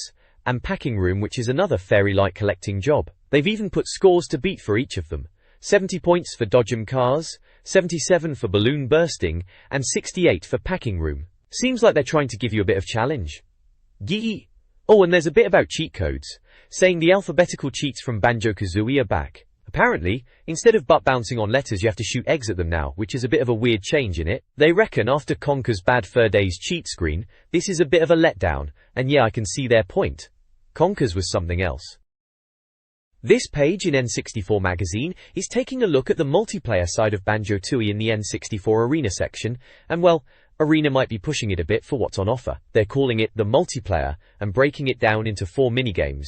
First up is Targetsan's Temple, which sounds like a deathmatch affair in a small arena. Making use of remote-controlled explosives seems standard enough for the time. Then there's Ordnance Storage, another first-person shooter setup, but this time with fire eggs as the weapon of choice, and it's supposed to be a bit more about sneaky tactics. Mini-Sub Shootout is next, with a submarine theme. They say it's a bit sluggish and trickier to control, so might be a bit of a laugh for the wrong reasons. Lastly, there's Tower of Tragedy, which is a quiz game that unlocks after you've finished the main single-player game. Apparently, it tests your Banjo-Tooie knowledge with multiple choice and visual questions. Sounds like a bit of a tacked-on extra, to be honest. Below that, there's a bit about the visuals. They're raving about how good Banjo-Tooie looks from the very first area, calling it a visual knockout, and praising the animation. They do mention that the character changes from Banjo-Kazooie are more obvious in Tooie, which I suppose is progress. However, they also moan a bit about the puzzles, saying they're just about finding a tile and standing on it, and that even splitting Banjo and Kazooie up is just for standing on separate switches. Bit harsh maybe, but there was always a bit of that in Rare games, wasn't there? Good-looking games, but sometimes the gameplay could be a bit basic. This page is about Banjo-Tooie on the N64. Looks like they are calling it Relay Race. Right then, even with warp pads, apparently these puzzles are a bit long-winded, which is fair enough. Banjo games were known for being quite involved. It's showing a walkthrough for one of those complicated Banjo-Tooie tasks, you know the kind, where you're changing between Banjo and Mumbo and Humba Wumba to get through an area. This one is in Witchy World, which was a great level, a bit dark and spooky, very different vibe. It's got step-by-step instructions, with pictures showing you need to go to Mumbo's hut to change into Mumbo, then back to Banjo-Kazooie and enter the Dodgems. Sounds like a bit of a faff, to be honest, just for a ride. Then you've got to become a van with Humba Wumba later on. Seems like a lot of back and forth, even for Banjo. Ooh. There's a pluses and minuses box. Pluses are glorious visuals and animation, which yeah, it was a looker for the N64. Plenty to do. Definitely true, those games were massive, and decent multiplayer. Minuses are yet another platformer, which is a bit harsh, annoying back and forth play, which this relay race example kind of proves, and no match for Bad Fur Day. That's Conker's Bad Fur Day, of course, a very different beast to Banjo, more grown up. Maybe that's what they mean by no match. If you like this section recommends Donkey Kong 64, made by Rare as well, They were churning out bangers back then. 93% they gave Donkey Kong 64, high score. Then there's proper review style bits, visuals, calling it pretty, but saying Bad Fur Day is better looking, which is debatable. Both were great in their own ways. Sounds, tunes and effects are decent, nothing too amazing then. Mastery. You won't find any cart as packed as Rare's, meaning it's got loads in it and will take you 20 hours to finish. Probably longer if you were a completionist going for every jiggy. Lifespan long game but not much replay value after the multiplayer and minigames are done. Verdict overall is enjoyable enough but lacks the spark of previous Rare games, suggesting to go for Bad Fur Day instead. Bit of a lukewarm review in the end then, but they still gave it 81%.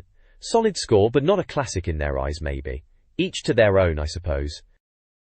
This page is from the Import Arena section, and it's all about Custom Robo V2. Remember Custom Robo? Jess reviewed the first one way back in issue 41. This one, V2, looks like more of the same mech battling but perhaps a bit more involved. Hasya. The reviewer starts off a bit intimidated by the Japanese text. "Mummy, I'm scared," is the heading, as if we were all expected to be fluent back then. Cheeky, but they quickly get into it, saying it's not as daunting as it first appears, especially with the practice mode, to get your head around the controls. They mention there are loads of options in the menus, even if you can't read them, and the conversations in the game are apparently lengthy, which might mean you're missing out if you don't understand Japanese. There are screenshots showing close combat being a bad idea early on. Until you get better weapons, you can rotate the camera to view your robot, and the play areas are described as quite big. Looking at the info burst box, it's a Marigold game, a chunky 128 megabit cart size, supports 1 to 4 players, and crucially it uses the controller pack for saving, no memory expansion needed, and no rumble or transfer pack support either. Password save too, which is a bit old school. It was import only from Japan back then, and costing about 38 quid, which wasn't cheap for an import. The main write-up goes on about how excited they are, calling it the masses' most hotly anticipated title. Bit much maybe. They talk about the slightly chunky graphics but loads of detail. It's all about building your robot and battling in arenas, moving from place to place. The more you battle, the more parts you get, and you can build your fluorescent-haired, death-dealing, manga mech warrior. They're really laying it on thick, aren't they? They compare it to Pokemon, saying the fun is in developing your robot and customizing it. Need faster legs? Want a different gun? Apparently there are over 40 leg types alone, and plenty of weapons to unlock. Sounds like they're quite impressed with the depth of customization and the battling. Unleashing a massive bomb blast will cause stacks of damage, according to another screenshot caption. Always good to know. So basically, Custom Robo V2 is shaping up to be a decent import title if you're into mechs and don't mind a bit of Japanese text getting in the way. This page features a review for Custom Robo V2, smack bang in the middle of a N64 mag. It's got a proper Meccano Madness title, which is quite apt as the whole game is about building your own little robot fighter. The page is laid out as a kind of guide to the game, stepping you through what it's all about. First up, you're downloading parts at an upgrade console, then you're straight into battling to test out your new gear against increasingly tough opponents. Apparently you can even change your character's look, which gives you access to different add-ons. Very customizable it all is. They mention you should always test your bots in a holographic arena before proper fights. Once you're happy, you take on proper challenges to earn better weapons. There's a box called Pluses and Minuses, which sums it up nicely. Pluses are fast and frantic gameplay, loads of customization options, and 4-player tag team mode, which sounds like a laugh with mates. Minuses are that the RPG sections are a bit baffling, there's a lot of text to wade through, and it can be a bit too easy at times. Sounds like typical Japanese games then, bit of a mixed bag. Richin. If you like this, they recommend Sin and Punishment. Another treasure game, reckon it's a fast anime-style blaster. Good shout, that was a bit of a hidden gem, wasn't it? Rochin. Accessibility-wise, they say the plot is lost in translation, but the fighting is simple enough. Visuals are described as not massively detailed, but they do the job for fluid animation, which is fair enough, it's an N64 game after all. Sounds are the usual bouncy, chirpy Japanese effects, and bizarre battle noises. What you'd expect really. They reckon it hardly pushes the N64, but a lot of effort and imagination has gone in. Lifespan is a fair single-player challenge with outstanding multiplayer longevity. The verdict box gives it a solid 84%. Pure, simple fun, hampered slightly by the language barrier. Still a frighteningly good laugh though. Yeah, that sounds about right for a quirky Japanese import. And right there in the corner it says N64 passport compatible, so you can play it on your UK machine with a converter cartridge, which back then was essential for these Japanese games. The good old days of needing extra bits just to play games. Good times.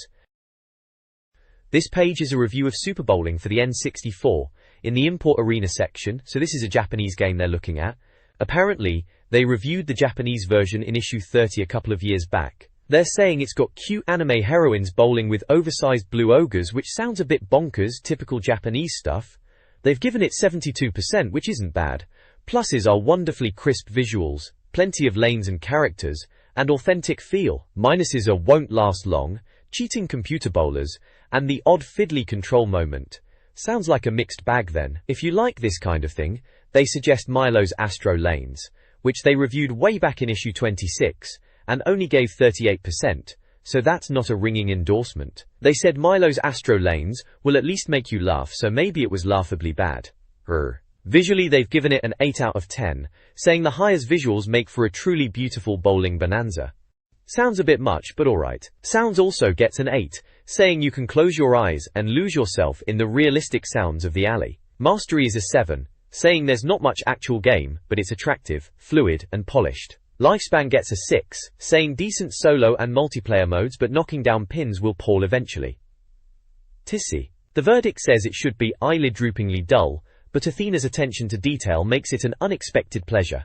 So, it's alright then apparently. The info burst box says it's from Athena, 64 megabit cart, 1 to 4 players, needs a controller pack for 17 pages of saved data, no cartridge save, no password save, no expansion pack, Rumble pack is X, transfer pack is X, and it was out now in Japan but never coming out here, typical import. They reckon it's about $50, or 35 quid. There's a bit about enter stage left mode, which is apparently a puzzle mode where you have to knock down specific pin combinations. They mention the baby split as the first test, which is tricky, Chari Yao.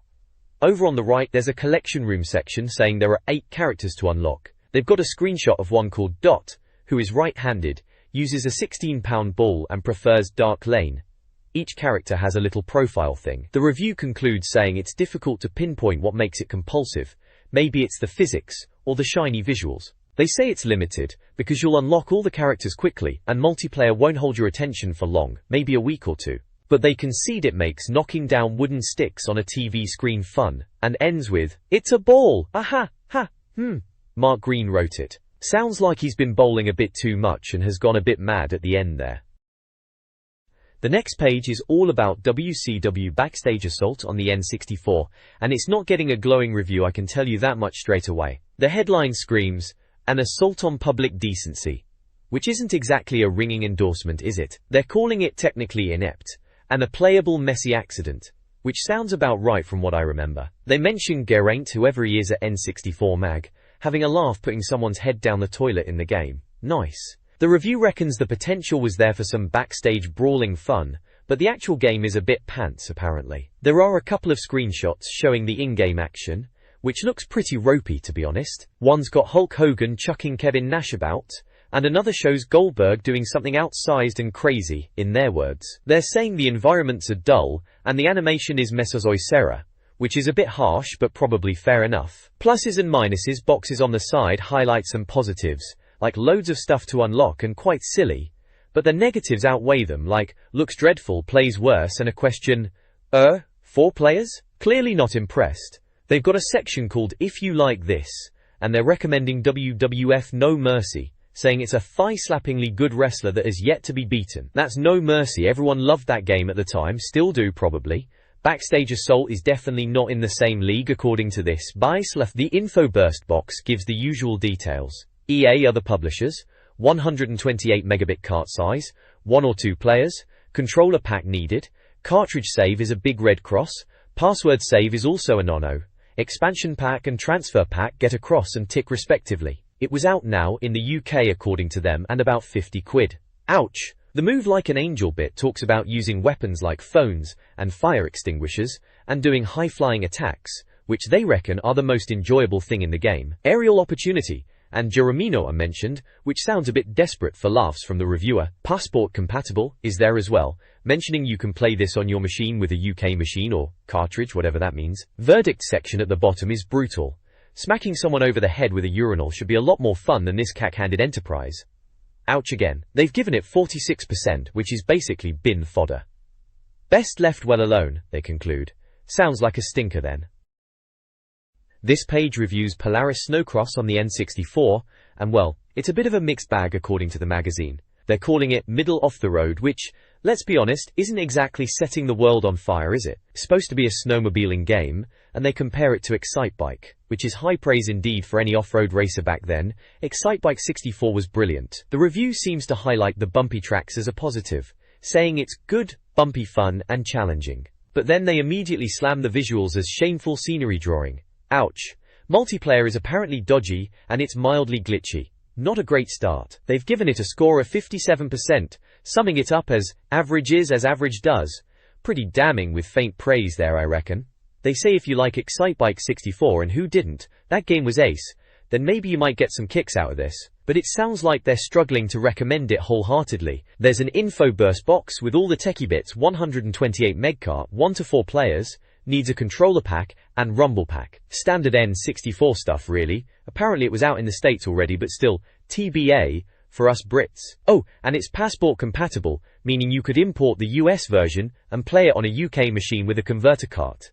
Those were the days. Woo! Looking at the screenshots, it does look a bit basic, even for the N64. They're pointing out a shortcut and mentioning falling snow changing direction with speed, which is a neat detail, I suppose. Overall, it sounds like Polaris Snowcross is just a bit meh.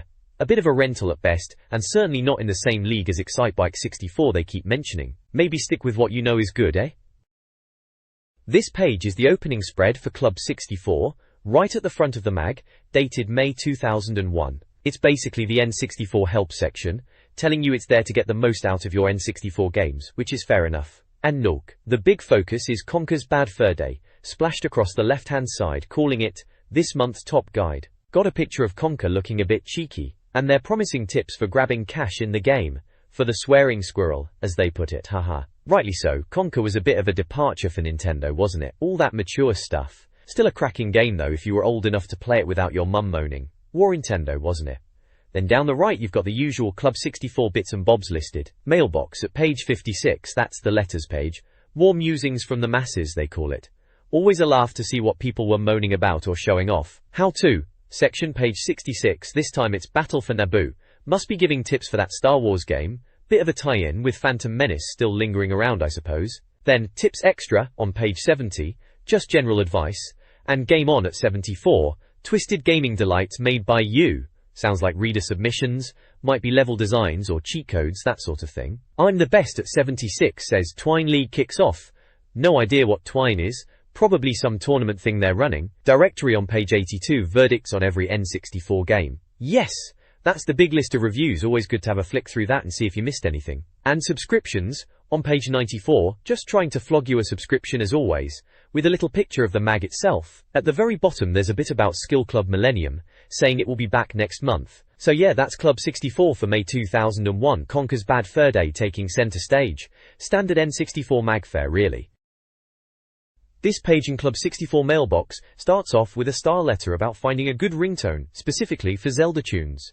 Blimey, remember hunting for ringtones back then? The reader even mentions a website called mobilemelodies.com. Bet that's a blast from the past. They've printed out a Zelda melody, proper old school notes and numbers, for Nokia phones, though they say there's a Siemens version on the site too. Marvelous, as they say, and they reckon we should keep an ear out for Zelda on our N64 soon, whatever that means. Then there's a correction corner, always a bit of a laugh. Seems like they got Spider-Man's marital status wrong in issue 51 apparently. Spidey doesn't eat his wife after a night of passion, good to know. And they also mucked up Wind Tempest TGCs, saying it should have been in capitals, and referred to a trading card game, not sure I even remember that one. Poor Geraint and Alan, they're getting stick from the readers. Next up, shelf space. Yeah, remember that worry, all the shops ditching the N64 section for the new shiny consoles. They're saying stores reduced N64 space when the Dreamcast came out, but quickly changed their minds when the Dreamcast flopped. Bit harsh, but kind of true, innit? They mention Dixon's, Curry's, HMV, Woolworths, classic high street haunts. Good point about managers having learned their lesson with the PlayStation, fingers burned alright. Then this leaflet. Someone bought Shadowman, cracking game that dark as anything on the N64. Found a leaflet inside for Ultimate Football, a game they've not seen reviewed or in shops. Ah, Ultimate Football, yeah, that was on the release schedule for ages, then vanished. Apparently, Acclaim, who did Turok and stuff, shifted people to other projects, and it never really came out. Never looked like it could compete with ISS anyway. International Superstar Soccer, that's the one. Warrington Mayor. Finally, a little nugget about a sci-fi story, and something about Carringtons and the Mayan Earth. Bit obscure that one, mate. And someone else is asking why the 90% scores in the N64 arena section were colored green instead of yellow. Editor says it's cause it isn't ripe yet, whatever that means. Cheeky sod. And a question about Paper Mario being in UK shops. But the answer is a no. Typical Nintendo release schedule shuffling they were known for. All sounds about right for the time. Plenty of reader questions and editor's witty replies. Good stuff. This page starts off with a bit of a ribbing for the magazine from a reader called Raymond Burr about overlooking a band called Nintendo Teenage Robots in a previous music feature. Apparently they've even got a song about the Game Boy camera, bless 'em, and their album title is We Punk Einheit. Sounds like a bit of electronic racket if you ask me. Then there's a section called Caught My Eye, where a reader, Lee Morrison, has spotted a Lego Bionicle advert and noticed the logo looks suspiciously like the Triforce from Zelda. Ed, the editor, confirms it's for the Lego Bionicle Game Boy Advance game, Zelda. Following that, another reader, Tom Buckley, is asking if the Fisher Ski brand logo is copying the Triforce too, after spotting it whilst skiing. He's right, it does look rather similar. Ed jokes about Link mucking about with Ganon when Mr. Fisher has apparently had the Triforce all along. Bit cheeky that. Next up, Gaming Gods. Deborah Walsh is excited about online gaming on the GameCube and wants to prove her skills against readers. Ed then makes a slightly sarcastic comment about Alan's internet abilities. Always someone getting a dig in, aren't they?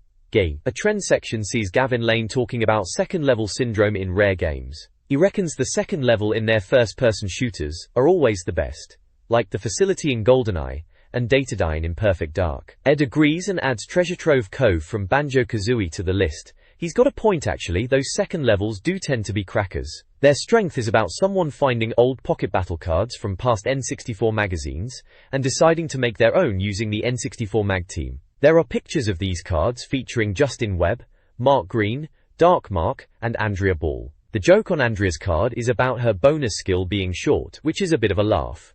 Finally, there are website shoutouts under the title Surfs Up. Tons of Games, an Australian online store for PAL games, is mentioned. Apparently they messed up mentioning them before, so giving them another plug. They've got Excitebike 64, Zelda 2, and Banjo-Tooie listed with prices in Aussie dollars. Then there's the Rare Witch Project website, dedicated to Banjo-Kazooie and Banjo-Tooie, created by Al Pierce and Mitchell Kleiman for all you Rareware fans out there. This page is a classic reader interaction page from the magazine. Up top we have bonus letters, where readers write in, and Ed, the editor, gives his witty replies. Someone froze Carmageddon mad move. Matt Bunn's asking about the easiest girl to get cheeky. Then there's talk of a Limp Bizkit soundtrack for Perfect Dark on the GameCube. That would have been something, maybe not in a good way mind you. And someone else is asking if Ed is the editor. Mystery solved there then. Warren.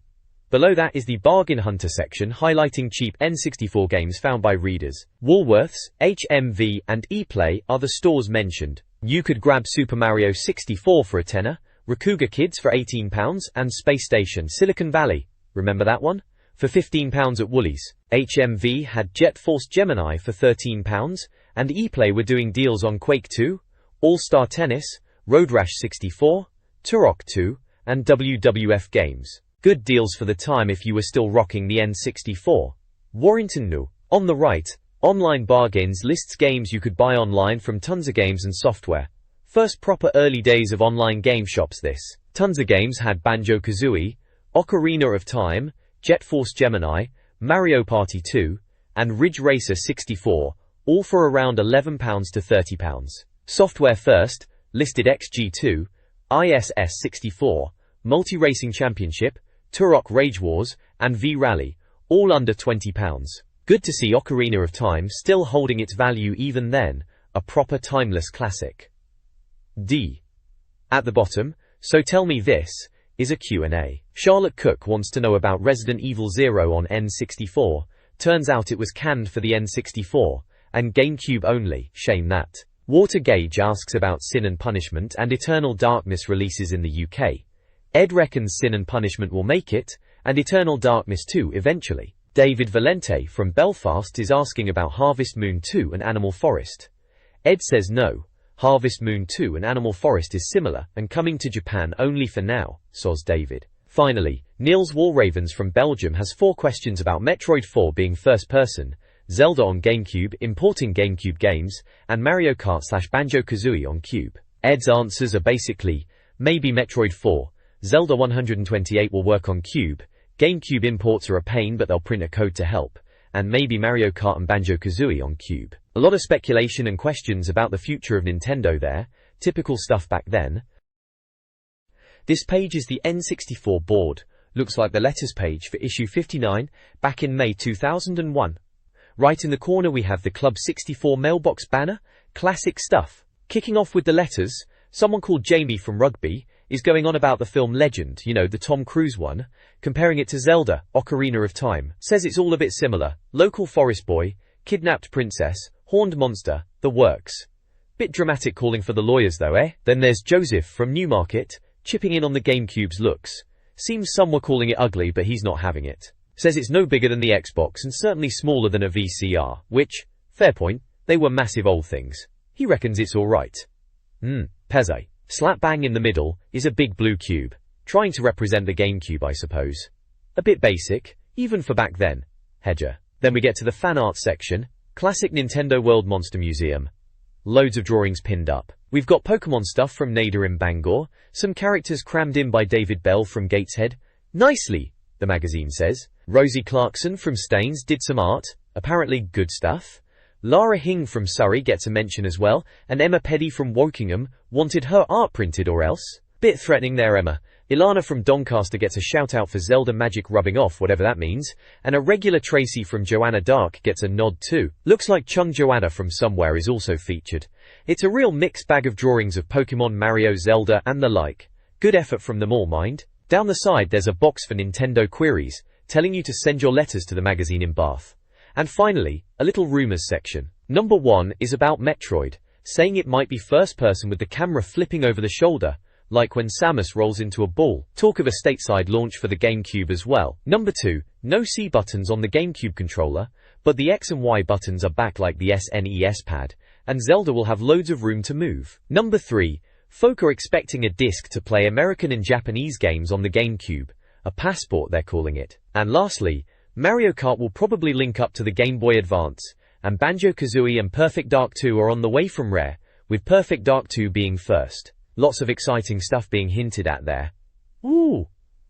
Oh, and there's a DVD cover for Legend, and a big picture of Samus Aran from Metroid Prime to round it off. Standard letters page fare really, but with a good dose of fan art and some early GameCube whispers. This page is a how-to guide in Club 64, showing you how to get all the cash in Conker's Bad Fur Day. It's part 1 of an expert guide to keeping your tail bushy, which is a bit of a cheeky way to put it, innit? They're talking about getting through the game without too much trouble. The What We Said section highlights their review from issue 53, giving Conker's Bad Fur Day a stonking 89%. They reckoned it was a bold attempt at doing something different, which it certainly was, but a few faults stopped it getting that magical 90% mark. Still, 89% is pretty damn good, especially for a game as controversial as Conker. Then you've got survival tips for Conker, aimed at making it a bit less harsh. Infinite Lives tells you how to grab an extra life, leave the room, and come back in to get it again.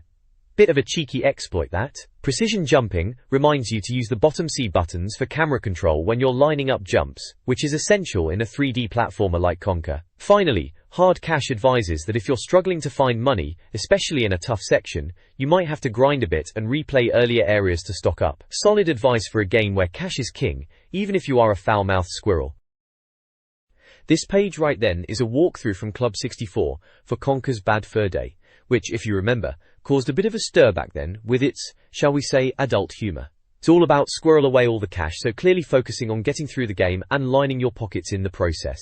The first section is called Hungover, which pretty much sums up Conker's state at the start of the game. It's broken down into steps. First, you've got Scaredy Birdie, where you need to find Birdie the Scarecrow after Conker's big night out, and get some tonic hidden in Conker's trousers to sober up. Then there's Panhandled, where you need to get back home, jumping into the stream and swimming. Apparently you need to backtrack to pull a lever, grab a key, and importantly, get your hands on Conker's frying pan that's going to be useful. Finally, in the Gargoyle section, it's all about using that frying pan on a gargoyle on a bridge to knock down rocks and reopen an exit. Seems you're going to get some explosive B-pad power-ups to help with that as well. Helpful little hints pop up in those speech bubbles, classic N64 Magazine style. Joria. The next bit is Windy Part 1, Sounds pleasant, doesn't it? This is all about Mrs. B. Looks like you're in the Nice area and need to help Mrs. B because those pesky nasty wasps have nicked her hive. So you're collecting wasps and their stingers to give back to Mrs. B. She's going to reward you with some cash. 100 quid no less. Then it talks about using bee pads again to get some dung and catapulting it at beetles. They mention focusing on one beetle at a time or you'll get swamped. Good advice that. And splattering them opens up new areas, including a hole in a tree stump. So classic Conker. Lots of odd jobs and bashing things with whatever you've got a hand. Good times. This page is all about a how-to guide for barn boys in Conker's Bad Fur Day. Right then, so barn boys, it's one of those puzzle areas they reckon is funniest. Well, Conker was definitely pushing the boundaries back then, wasn't it? First up, you're dealing with Marvin the Crate. Gotta feed him cheese. Classic stuff. Then you're on to Mad Pitchfork. Frankie. Lure him about. Get some cash. Sunny Days. Involves some bees and a sunflower. Sounds a bit saucy for Conker, doesn't it? Then Barry and Company, which looks like bats. And you're still messing with Frankie. Buff You is the boss fight. Looks like you're using water pipes to short-circuit him. And finally is the escape, involving knives and wires. Typical rare humor and puzzle design for Conker. A bit convoluted, but usually quite amusing when you worked it out. Good times, even if the game was a bit, shall we say, adult, for the N64. This page is a how-to guide in Club 64 for Conker's Bad Fur Day, focusing on the Windy Part 2 section. It's pretty disgusting, even for Conker, dealing with poo and all sorts of nastiness, as the intro text points out. It takes you through different bits of this chapter, starting with the poo cabin where you have to turn into an anvil to get some cash, then talk to a beetle and fall into a tunnel. Classic Conker really. A bit of platforming and puzzle solving. Then there's a section called Pruned, involving poo balls rolling down platforms and using laxative naturally. After that, Yeehaw, which is all about riding a bull, charging at cows, and making the bull fall through a grating. Typical over-the-top stuff for this game. Jarray. Finally, Sewage Sucks is the boss battle against the poo boss. It explains you have to dodge poo balls, throw loo rolls when he sings. It's as ridiculous as it sounds. The page notes that it's a very weird boss, but definitely funny, which sums up Conker perfectly. The screenshots are all from the game itself, showing the beetle in the poo cabin, Conker avoiding a bull, and the poo boss. It's definitely one of the more memorable, or should I say infamous, chapters from Conker, pushing the boundaries of what you expected on the N64, especially from Rare. This page is a how-to for Bad Fur Day. Blimey, hair-tearing you difficult sections they reckon. Right then, Bat's Tower starts with Mrs. Catfish. Apparently, don't bother jumping into the pit of poo just yet. Instead, go back to poo cabin and roll a poo ball towards the no poo balls sign. Drop it on the switch to activate a whirlpool and swim through a door. Sounds like classic Conker humor that. Barry. Next up, Barry's mate. Enter the base of the tower, chat to the rude cog and it'll trigger a lift. Jump onto it, then tiptoe along using the blowtorch to dispatch bats and jump to a switch at the top. That opens a door below. Before leaving, jump off the outside of the tower for safety. Right. Sensible advice. Cog's revenge? Now you can access the 3 missing cogs, swim to the hole, smack it with your frying pan. The trusty frying pan, eh? Carry it to the pegs next to Barry. Spin the disc clockwise, and that nasty dogfish is out of your way. Good riddance to that mutt. The combination. This one involves a big brute held down. The catfish opens a vault. You're faced with a spinning wheel, and a hole which reveals letters. Use the B-pad, and shoot metal balls to spell open, and aim at the bouncing metal balls if you get it wrong. Doors below open, revealing another B-pad. Sounds a bit fiddly that, doesn't it? Finally, blast doors. Use your headlamp, dive under waves using alcoves for air, and avoid clang. On the floor, surface for a battery recharge. Dive back under through green tunnels, then blue tunnels. Flip a switch.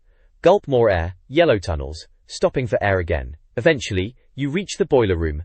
Plunge into the hole to find Rora, the boss. Crikey. Sounds like a right underwater marathon. They even tell you B-pads give you light, and to look out for Clang as he bites and slows you down. Cheers for the tips, helpful stuff as always. Ecking. Below that is Balls of Brass. It's a boss bit. Once the fiery brats are done yakking, fill yourself up with lager, then follow your mates to the center and wee all over them. Once doused, they jump into the boiler and fire it up. Retreat to the corner of the room, wait for it to stand on the grate, then crouch and jump to reach the pulley before scampering to the middle to smack the boss. Repeat twice with other pulleys. When he explodes, roll one detached ball onto the floor button near the room's edge, then the second through the open door. Escape with cash. Right, lager wee and exploding bosses. Classic Bad Fur Day. This page is all about UGA Booga from Conker's Bad Fur Day, giving us a how-to guide. Right then, so they are calling it Squirrel Away All the Cash in Conker's Bad Fur Day. Classic Conker. Always about the cash. Borington News. The guide is split into different level sections, typical for these sorts of mags back then. It starts with Jaws with Paws, where you have to swim past catfish, apparently using them to delay a nasty chomper. Sounds like classic rare humor, bit gruesome but funny for the time. Next up is Blades of Death. Berry has been kidnapped, naturally, and you're diving into water with spinning blades. They tell you to head through a door and leap onto a rope, avoiding the blades and climbing to safety. Standard platforming fare, but with that Conker edge. Then, Drunken Gits. You're climbing a ladder, giving guards your cash, and smashing a statue through a roof. You then have to roll a boulder around some sleeping stonies to get into a dragon's lava-filled lair. Seems like a bit of puzzle solving mixed with platforming. Sacrifice is next. In the monster's lair you find an egg and use a monk's tablet to flip yourself to the top. The egg hatches into a baby dino, and you have to guide it to the sacrificial altar. Charming in it. The baby dino follows you to its doom apparently. Phlegm follows. The monk has rolled to the bottom of the tongue. Then you flip onto the dragon's back and grab the cash. You then pepper the dragon's nostrils with something and run past pendulums to get a caveman disguise. Bit of a bizarre level this one. Finally, Worship. You lure your new worshippers back to the nightclub, bash some stonies, and then you are free to go partying. Sounds like a typical chaotic Conker level ending. And lastly, Rave On. You're inside the club, looking for a punkish caveman near the wall. You push a stone ball up a ramp and leave it on a switch by a bouncer. You fill your bladder at the beer keg, whittle on a male dancer, get first aid, follow him to a switch, and repeat with another dancer until Berry is free from her cage. They say grab the cash and follow her out. Sounds like a right old carry-on this level. Nevertheless, it mentions in N64 55, they'll finish off UGA Booga and show you how to finish the rest of the game, so this is just part 1 of the guide. Says Lorks at the end too, bit old-fashioned even for back then. May 2001, good times on the N64, even if Conker was a bit rude for some. This page is a how-to guide for Star Wars Battle for Naboo, and it's got that classic N64 Magazine style about it, you know, a bit cheeky. The headline is, How to Reach for the Stars in Star Wars Battle for Naboo. They've got a shot of a Naboo fighter smack bang in the middle, looking quite nice for the time. The article starts off by saying it's a real treat for the ears, praising the music and laser effects and mentioning the geniuses at Factor 5, who managed to cram in commentary. Quite the feat back then, commentary in a game, eh? They call it a looker even without the expansion pack, which is a bit of a dig at needing that extra bit of kit. It mentions that Naboo might seem simple, but has layers of strategy, like protecting wingmen. The reviewer, Alan Madrell, suggests securing your chin strap and taking a hyperspace jump to Naboo. He also has a bit of a joke about the flap-eared freaks and hooded evil folk, referring to the Trade Federation bad guys, particularly liking to take a pop at the flop-eared ones, meaning Jar Jar I suppose, in a slightly sarcastic way. There's a What We Said section reminding us they reviewed it in issue 53 and gave it 78%. They quote themselves saying, "It could have been so much better with some extra tweaking, but Naboo is still highly enjoyable and a must for Star Wars fanatics." 78% is a solid score. Back then you'd be happy enough with that. Then there's a section called Turn Turn Turn with screenshots. The advice is all about using the R button for handling, especially for trickier ships like the Giant Speeder. They even joke about sellotaping the R button down, saying it's well worth it. One screenshot has a caption, "That's no moon. Indeed, it's actually something else." A bit of a Star Wars quote there, classic. Another caption says, "Your friend the Giant Speeder is a real mare if you don't use the R button. Looks like a fish, steers like a cow. So basically, use the R button or you're stuffed." Pretty standard N64 Magazine advice to the point, and a bit funny. This page from Club 64 is all about giving you a leg up in Star Wars Battle for Naboo on the N64. It's a how-to guide, breaking down some of the levels that might be giving you grief. First up is Escape from Theed. Standard stuff really. Look after your Captain and Blast Trade Federation droids. Apparently, if you want a gold medal you need to be pretty accurate and quick. There's a bonus mentioned about destroying a tank at the end for Advanced Shield's classic bonus hidden in plain sight stuff. Then there's Neimoidian Plunder. This one's about protecting farmhouses. Because apparently Neimoidians aren't just bad at negotiating trade deals, they're also a menace to farmers. You're told to use missiles on AATs, and Giant Speeders, the usual tools for the job in this game. Jutty. Next is Smuggler Alliance. Focus on the tanks apparently. save your missiles for them, and don't waste ammo on droids. Watch out for falling off the path, which is easily done if you get a bit too gung-ho. And apparently, don't even bother trying to save the farmhouse, which is a bit brutal, in it. Nanausa, Naboo Bayou is next. Your first real airborne level. Take out the boats, and watch your radar, standard fare. Apparently the final section is a bit chaotic, so just wade in and cause trouble. Sounds like good advice. Hutt's Retreat mentions vehicle choice being key. Ground targets from the air are easier, mines are a pain, and torpedoes are good for tanks. Solid advice, get the right vehicle for the job, who knew? Finally there's Disruption of Com 4, your first space mission. Apparently a right horror, charming. Watch out for multiple radar blips, one of which is a shield generator. Don't bother with the others. Save torpedoes for shield generators and satellite missile launchers. That'll sort them out apparently. Good and proper. So yeah, standard tips and tricks for Battle for Naboo. Not exactly rocket science, but probably helpful if you were stuck back in 2001.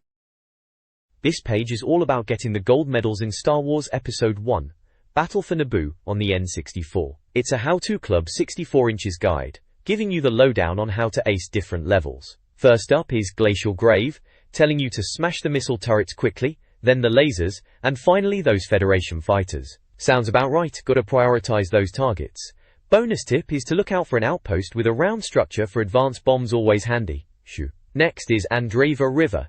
Says it doesn't matter which way you go, just watch your radar for mines. Leave the bomber alone, apparently you're in disguise. Sneaky. Take out the power generators in the camp to clear the way.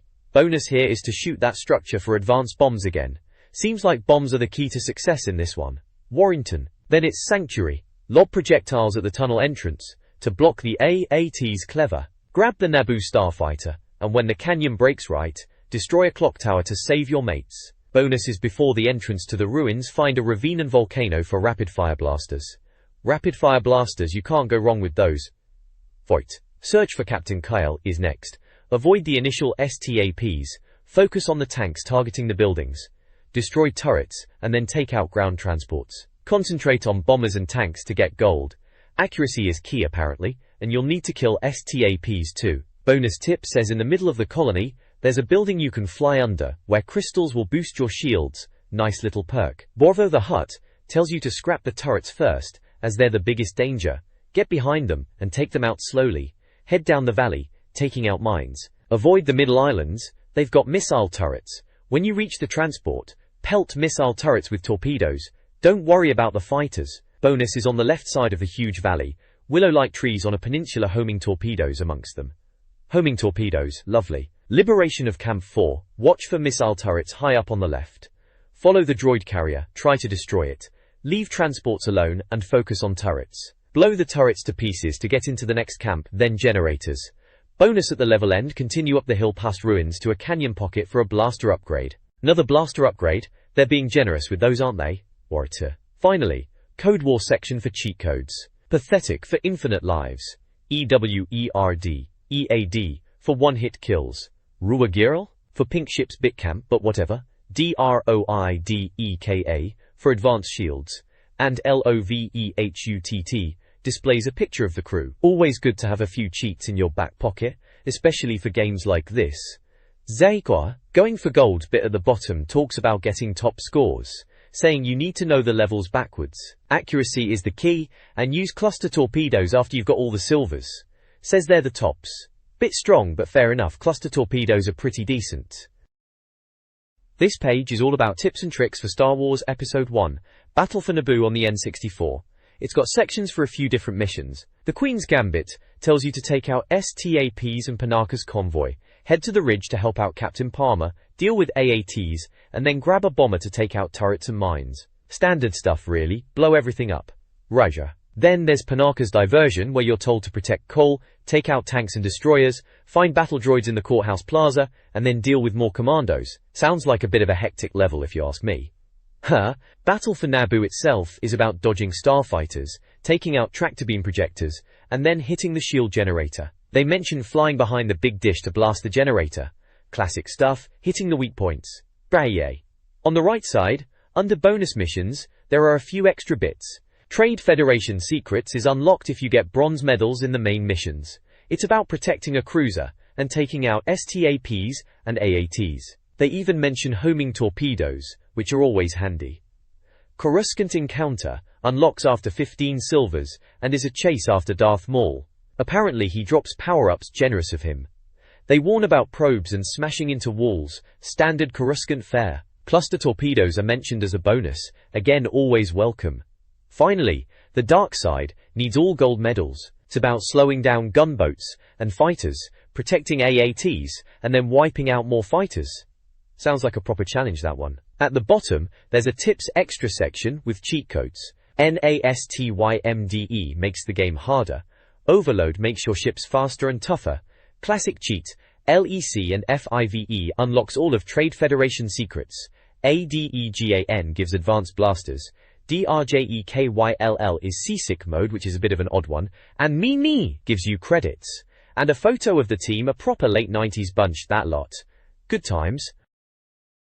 This page of tips extra in N64 Magazine is a proper blast from the past. Kicking off with WWF No Mercy, they're showing off a cheeky way to wind up your mates in multiplayer.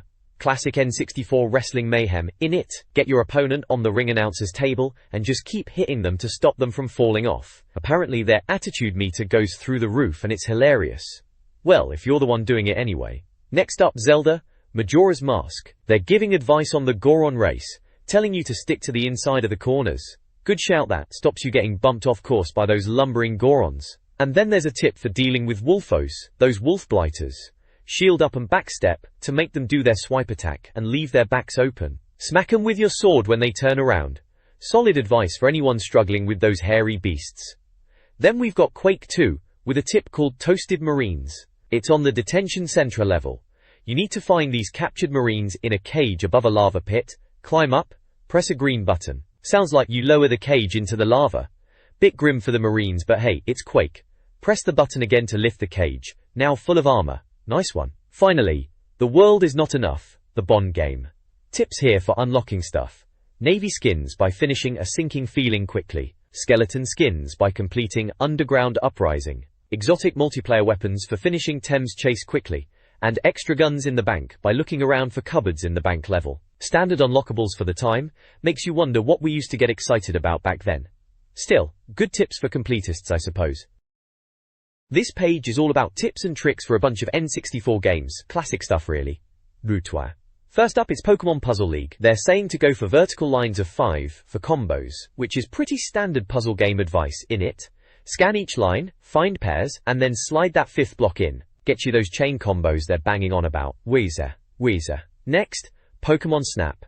This one's for snapping Lapras. They reckon you'll find them on the beach course. Start looking right.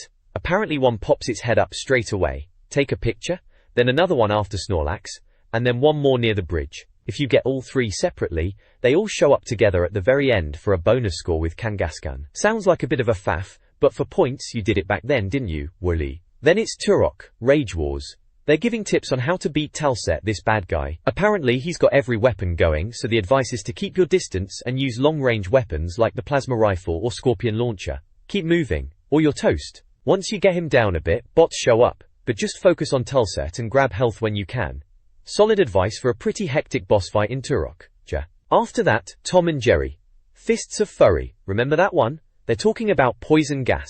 Seems a bit rubbish at first, but if you get touched by it, you can spread it to your opponent by touching them. Then you're cured, and they're poisoned. They say to scarper away quickly in this deadly game of tag, to avoid getting caught again yourself. Bit sneaky, but Tom and Jerry was always a bit of slapstick chaos. Moving on to Mario Tennis, they're debating the best players. Opinions vary, as they say. They reckon Peach and Daisy are good for sending cross-court shots. Yoshi's decent all around, and DK Jr. is powerful but slow. Go for a crazy ape instead if you like power. But then they recommend Mario for increased speed. So pretty much the usual suspects are good, depending on your play style. Then we've got Pokemon Stadium. This is about getting 3 Pokemon at the start of a new game. You need to start a new Pokemon game in the Game Boy Tower, catch a Pidgey or Rattata, and save it in boxes in Pokemon Stadium. Then go back to the GBC, start again, pick a different starter, and do the same. Do this 3 times, load them all onto the N64 cart, and you can start a Game Boy game with 3 Pokemon from the get-go. Proper dedication that, for getting ahead in Pokemon. And finally, at the bottom, Tip for the top, with fresh cheats for future chartbusters. They've got cheats for Star Wars Episode 1. Battle for Naboo. Battle for Naboo unlocks screen passcodes for extras. KOOLSTUF grants access to the showroom to see concept art. TALKTOME unlocks developer commentary in the game. And Wake Up activates the concert hall in the showroom to hear music from Factor 5, apparently Episode 1 themed tunes. Showroom and concert hall sounds a bit like bonus content areas developers like to stick in. This page is the Tips Extra section, classic bit of N64 Magazine this. It's all about readers sending in their top tips for N64 games to win an action replay and a badge. Proper retro prizes there. Right, let's see what nuggets of wisdom we've got. Minis.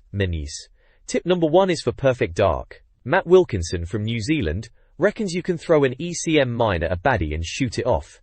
Says they get confused. Sounds a bit daft, but might be worth a go. Warrington Norcus. Tip 2 is for Twine. Christopher Richards from Pontypridd sounds like a Welsh fella. Says to shoot guards before rescuing M, but don't grab their guns. Then go back and get them later, to properly wallop Gabar. Bit of a faff if you ask me, but hey ho. Tip 3 is WWF No Mercy. Matthew Foot from Surrey knows you can just punch people near the ring in survival or Royal Rumble mode to easily chuck them out. Bit cheap, but effective in a rumble I suppose. Following. Tip 4, more Perfect Dark, this time from Colin Clark in Norwich. He's talking about Datadyne Central. Extraction. Apparently if you highlight Dr. Carroll with the rocket launcher in secondary function, then fire, then step on Dr. Carroll, he'll do some weird stuff in the level complete cutscene. Sounds like a glitchy one, I bet kids were trying that for ages. Tip 5, more Twine, this is James Edwards from Warwick. To get on top of the plane in the Air Raid multiplayer level, shoot the cockpit window and jump on the nose. Pretty standard stuff for multiplayer level exploration back then. Boy. Tip 6, another Perfect Dark tip from Edmund Geary in Surbiton. This one's about the Datadyne Central defection level. Activate the DK mode, small characters and cloaking device cheats. Then you'll see 2 guards sleeping on chairs in Sleepy Hollow style. Bit of a weird visual gag, I guess. Tip 7, more Twine again. Gareth Jones from Stoke-on-Trent. He's talking about the Night Watch mission. Don't go into the building at the very end. Instead, shoot out the window, bug the phone and photograph the evidence. Davidoff won't bother you. Sounds like a sneaky way to finish that bit. Warrington Norsa. Tip 8, Zelda Majora's Mask. Gareth Jones again, same place, Stoke-on-Trent. He's got a tip for the Goron hide-and-seek dungeon. If you have trouble with the first chest, leave the analog stick alone, and you'll bounce off the first 3 chests with no steering needed. Vanessa Young from Reading agrees, so must be a decent tip for those Goron chests. Tip 9, Perfect Dark again. Leo Himunka from Finland is talking about Area 51, infiltration with the enemy shields cheat on. When you reach the helipad surrounded by mines, the guy with the rocket launcher will still be alive. Probably useful if you're struggling there. Tip 10 is Worms Armageddon. Stephen Wilson from Wokingham says to choose a level without a roof, use girders to make a platform and teleport your worms onto it, then select sudden death and watch them drown. Bit sadistic, but that's Worms for you. Tip 11, Zelda Majora's Mask again. Ryan Smith from Somerset says when fighting Got, stand by the door you came in and shoot him with arrows as he passes. Sounds like a cheese strategy for that boss fight. For you. Tip 12, Virtual Pool 64. Daniel Lee from Richmond says to hold down R while the computer is taking its shot. You'll be able to fiddle with its cue and mess up its shot. Bit cheeky that, messing with the AI. Tip 13 is Goron Link in Zelda Majora's Mask again. Sam Jeffrey from Cambridge knows you can roll around in shallow water and destroy Octoroks without fear of harm. Handy for those pesky Octoroks. Tip 14 is more Zelda Majora's Mask. Anonymous tip this one.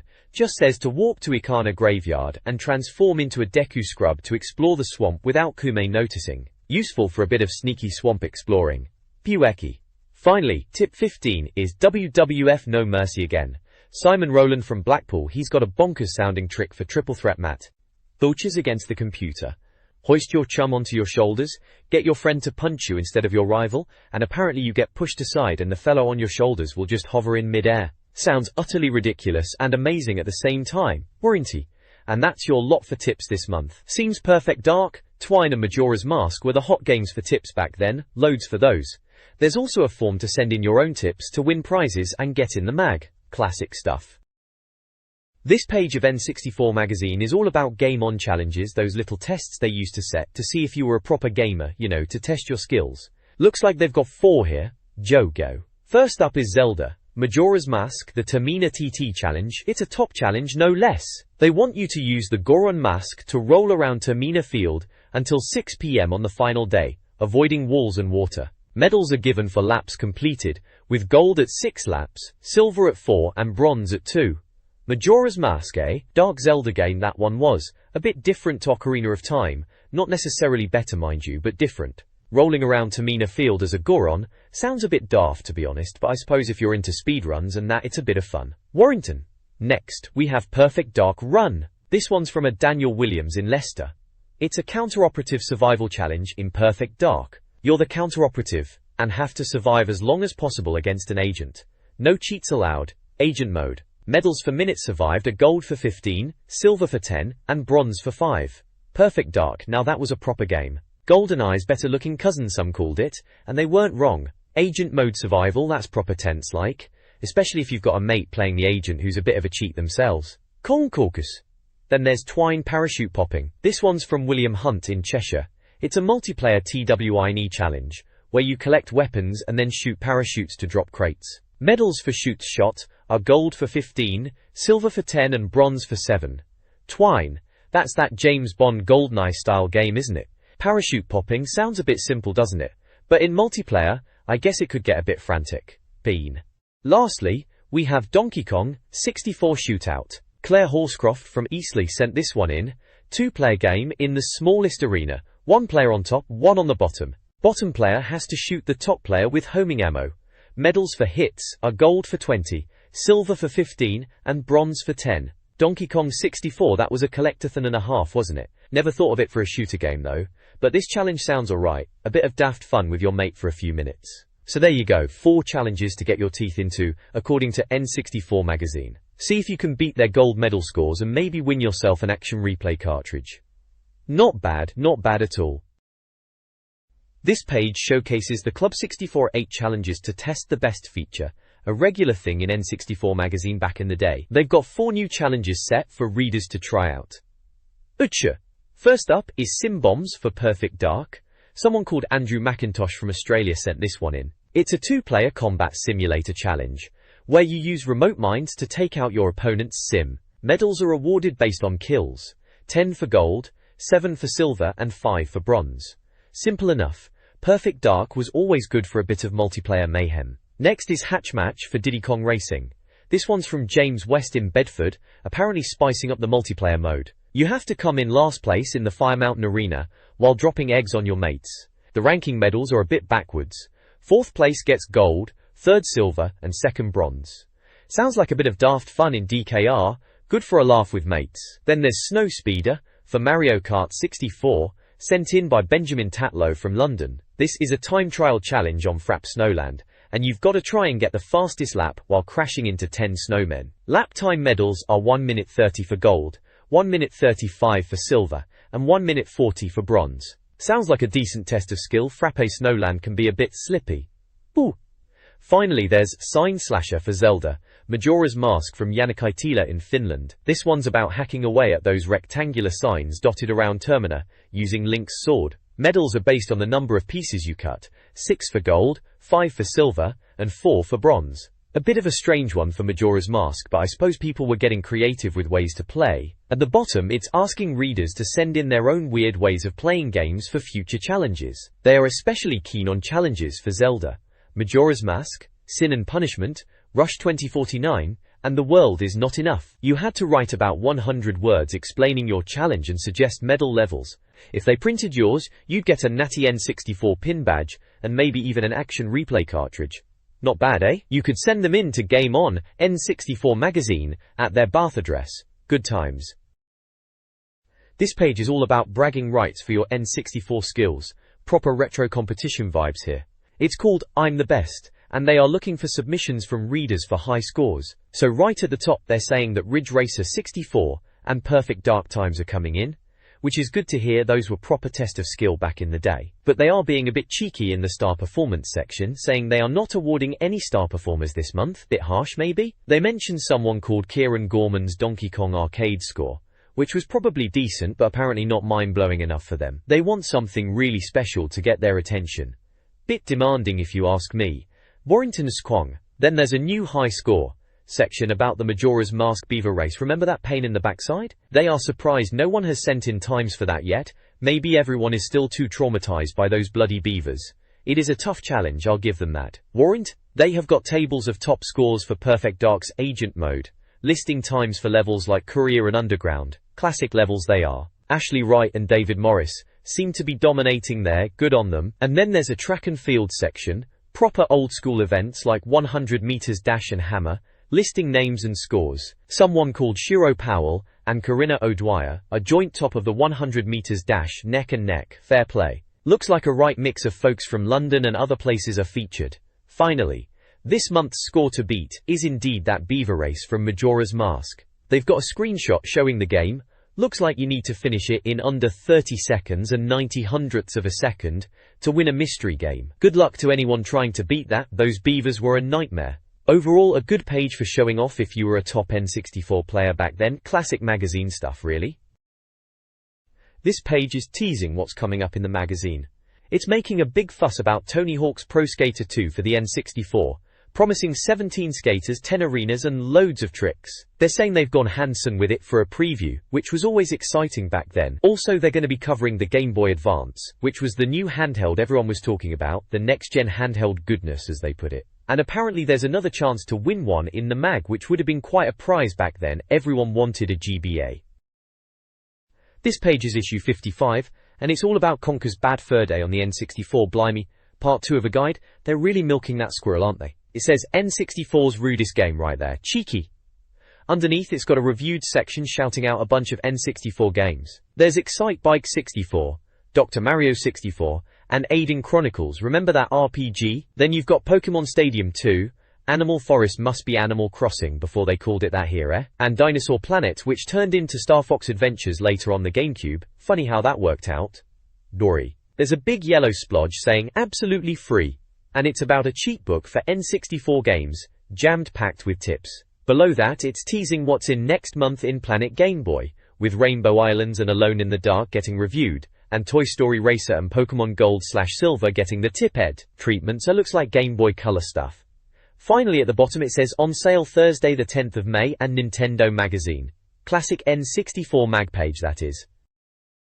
This page is Toad's gossip page, a bit of a laugh really, like a celebrity gossip column but for Nintendo characters. The big headline is about People's Princess Peach and her new beau, which is Luigi. Seems she's moved on from Mario again. They've got a snap of them in a limo outside Kinopio's House of Coffee. Cheeky. Yichu. Then there are smaller bits. Joe's Curls is about Joanna Dark from Perfect Dark. Apparently she's got a new hairdo and they reckon she's ditching the mannish look, probably for Perfect Dark 2 coming up. Samus Smile is about Samus Aran. They say she's getting in shape for a new running and shooting game, probably Metroid Prime we've heard about, and spent a fortune on eye bag removal. Pika Power is about Pikachu. Apparently he's releasing a debut album on Gyrodos label, corny name. They say it will run into literally dozens of pence for the first tune alone. Bit sarcastic there. Pipsy Spot mentions Pipsy the Mouse from Diddy Kong Racing. Not seen her in ages since that game. Apparently she's stacking shelves now. Bond Weeps is James Bond. They say he locks himself away because he hates being a star, moaning about fame and success. Bit rich coming from 007. Finally, Waluigi number 2 is about Waluigi, saying he's got a new flat in Kensington, London, and thinks it's the bee's knees. Says he's still suffering from speech difficulties, which is a dig at his voice in Mario Tennis, I reckon. All a bit of harmless fun, really.